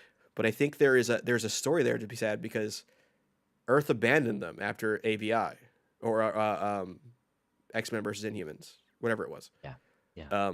Where yes, the outside of it, Marvel abandoned them as a line, but also Earth did. So why the hell were these people who were just humans at one point were abandoned by their world once they had new identity? I want to leave too. Screw it. If I have the ability, I'm gonna bounce and find family outside of the Earth. I actually feel like there is a lot on the table with the Inhumans. Oh yeah. Just based on this conversation, and we're spitballing. This is like completely impromptu. If we actually sat down and really thought this out, or if a writer with talent at Marvel sat down and thought this out, like there's something to that. You could throw Hickman behind that. I mean, he's doing Imperial. I think a lot of the Inhumans are kind of dead right now. There was that Donny Cates' Death of the Inhumans book, which was brutal. It was a good book, but it was brutal. And it's weird not seeing Black Bolt when he was such a big deal with the Illuminati. So much so that he was in Multiverse of Madness. Yeah. Yeah, I love Black Bolt. They need to bring him back. Phenomenal AC says, hello, everyone. Don't forget to smash that like button. I agree. Smash that like button. Phenomenal AC, we hit 5K subs today. Whoa. Yeah. Common Sense with the $2 says, you read Inhuman 2099 by Robert Kirkman? No, I didn't even know that was a thing. I didn't know that was a thing either. Interesting. Yeah. Add it to the list. Shu Patel says, "What if we turn them into full-on villains? Would that work?" I think from my knowledge there, I don't think it'll work. Like, especially if the understanding is that they're meant to be like a royal family, like the royalty aspect, I think maybe can preclude some of them from going down that road. Um, Becomes a little like authoritarian, which I guess could be an angle, but maybe not as interesting as some of the other things. Well, let me ask you this: what, in this scenario we've concocted here, where they feel abandoned by Earth, what stops them from attacking Earth? Like the Eternals have, like a built-in algorithm or whatever that says they can't like destroy the planet because it's an egg or whatever the fuck. But the Inhumans don't have that same problem. I think that's where you have the infighting. That's where the drama comes in. Maybe Black Bolt doesn't. Maybe Medusa does. Maybe Karnak is behind the scenes influencing all this. The guy who can see the flaw in everything. Mm. Karnak's great. Karnak's a great character. I would actually like to see Triton used. I have not seen a good Triton story. He's like the stepchild of the Inhumans. Harris, who I'm going to see later, says, I got a pitch for Inhumans. Basically, have a Fallout style of people emerging after millennia of underground experiments which have gone unmonitored. Governments turn to Black Bolt and his kingdom to rein them in. Lots of conflict and drama ensue as the Kree return to reap the harvest as it. I definitely see an end game of, like, if they were to do an Inhuman story, an end game of them having a showdown with the Kree, their creators, and parsing that all out. I would love that. Comic Trope says, did you hear that absolutely insane Superman Day news about how they're including Christopher Reeves in the movie? What? Nope. Don't think I want to. Don't like that. Again? I hope not, because that Flash Christopher Reeves appearance, just that was a different movie with a different point and different regime. I'm sure James Gunn would be super respectful of Christopher Reeve if they were to do it, but it's just like, why? I'd be okay with maybe him as Kal-El or as Clark Kent having like a picture in the Daily Planet, like blinking and you miss it sort of homage. Sort of the way that Superman Returns was like a subtle sequel to Sure. all those, where he like technically was like the same Clark Kent. Like if it was an old picture of like, our what's his name, Brandon Cornthwaite, what's his name, David Cornswit. Yeah.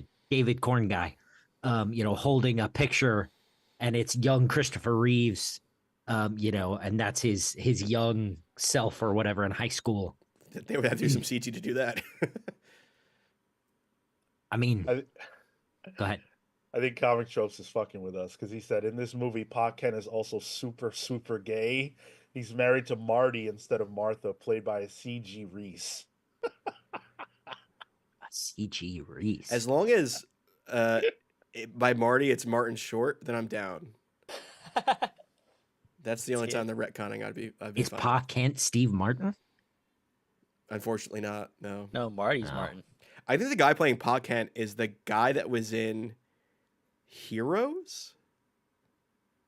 There were a lot of guys. As like in a Heroes. Yeah, was he come on, one of the dude. villains in Heroes? Zachary Quinto? No, he's like a pudgy older white dude. Hold on. They needed to do something with that guy, Cale. Zachary Quinto. He had a look about him. Where's he at? He was Spock, and then he was in that show where he slapped that kid. Oh yeah, the slap. You mean The slap. Slap the kid, like in real life, or Well, that's what the show was based on. Was a full-on adult, full-on slapped a kid, and it became a scandal. what the hell? Oh my god, that's crazy. That's I just searched it. It's an Australian series where the novel goes about it's the aftermath of a birthday party, but from the perspective of different characters. So Yeah. like Yeah. this kid was slapped in the face, and it's just like, how did you feel about that? Yeah. Yep. But No, yeah, the I guy think that, playing Podcat was in Walking Dead. He played Otis in Walking Dead. That's where I recognize his face. I don't know. Otis. Otis was the guy that fucking got killed by John Bernthal. Who cares? No one cares. He was Jace. the CP guy, right? The creepy guy. What? Wasn't like there was a reason why John Bernthal killed him. No, if I'm thinking of the right guy, Otis was killed because Bernthal needed a way. Shane needed a way to distract the zombies, so he like leaves them there to be eaten while he escapes. While Shane escapes. Okay. But I could be wrong about who Otis is. Oh, Zachary Quinto got CBS'd. What is that?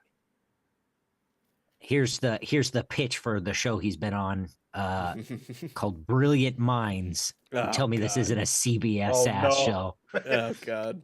Dr. Oliver Wolf is an eccentric but incredibly gifted neurologist who suffers Always. from a rare condition that gives him a unique perspective on care, fueling his mission to change the way the world sees his patients. It's funny. I've literally physically bumped into Zachary Quinto on 2 separate occasions. I have once. I've turning a corner, bumped into him. I bumped into him at a Starbucks. He apparently does not look where he goes, because it was the Village, which, come on, likely place for you to be. Yeah. I was going to see Blue Man Group when I saw him. So yeah, downtown New York, Zachary Yeah. Quinto was just bumping into people, I guess. Yep. Jay Sage with the hottest of takes says, I like the Inhumans way more than the mutants, to be honest. I know that's a crazy take. Hickman, Ewing, or a mangaka would go hard on Inhuman IP. Mangaka, I don't know about that, but maybe maybe a Ewing, maybe a Hickman for sure can do something with that.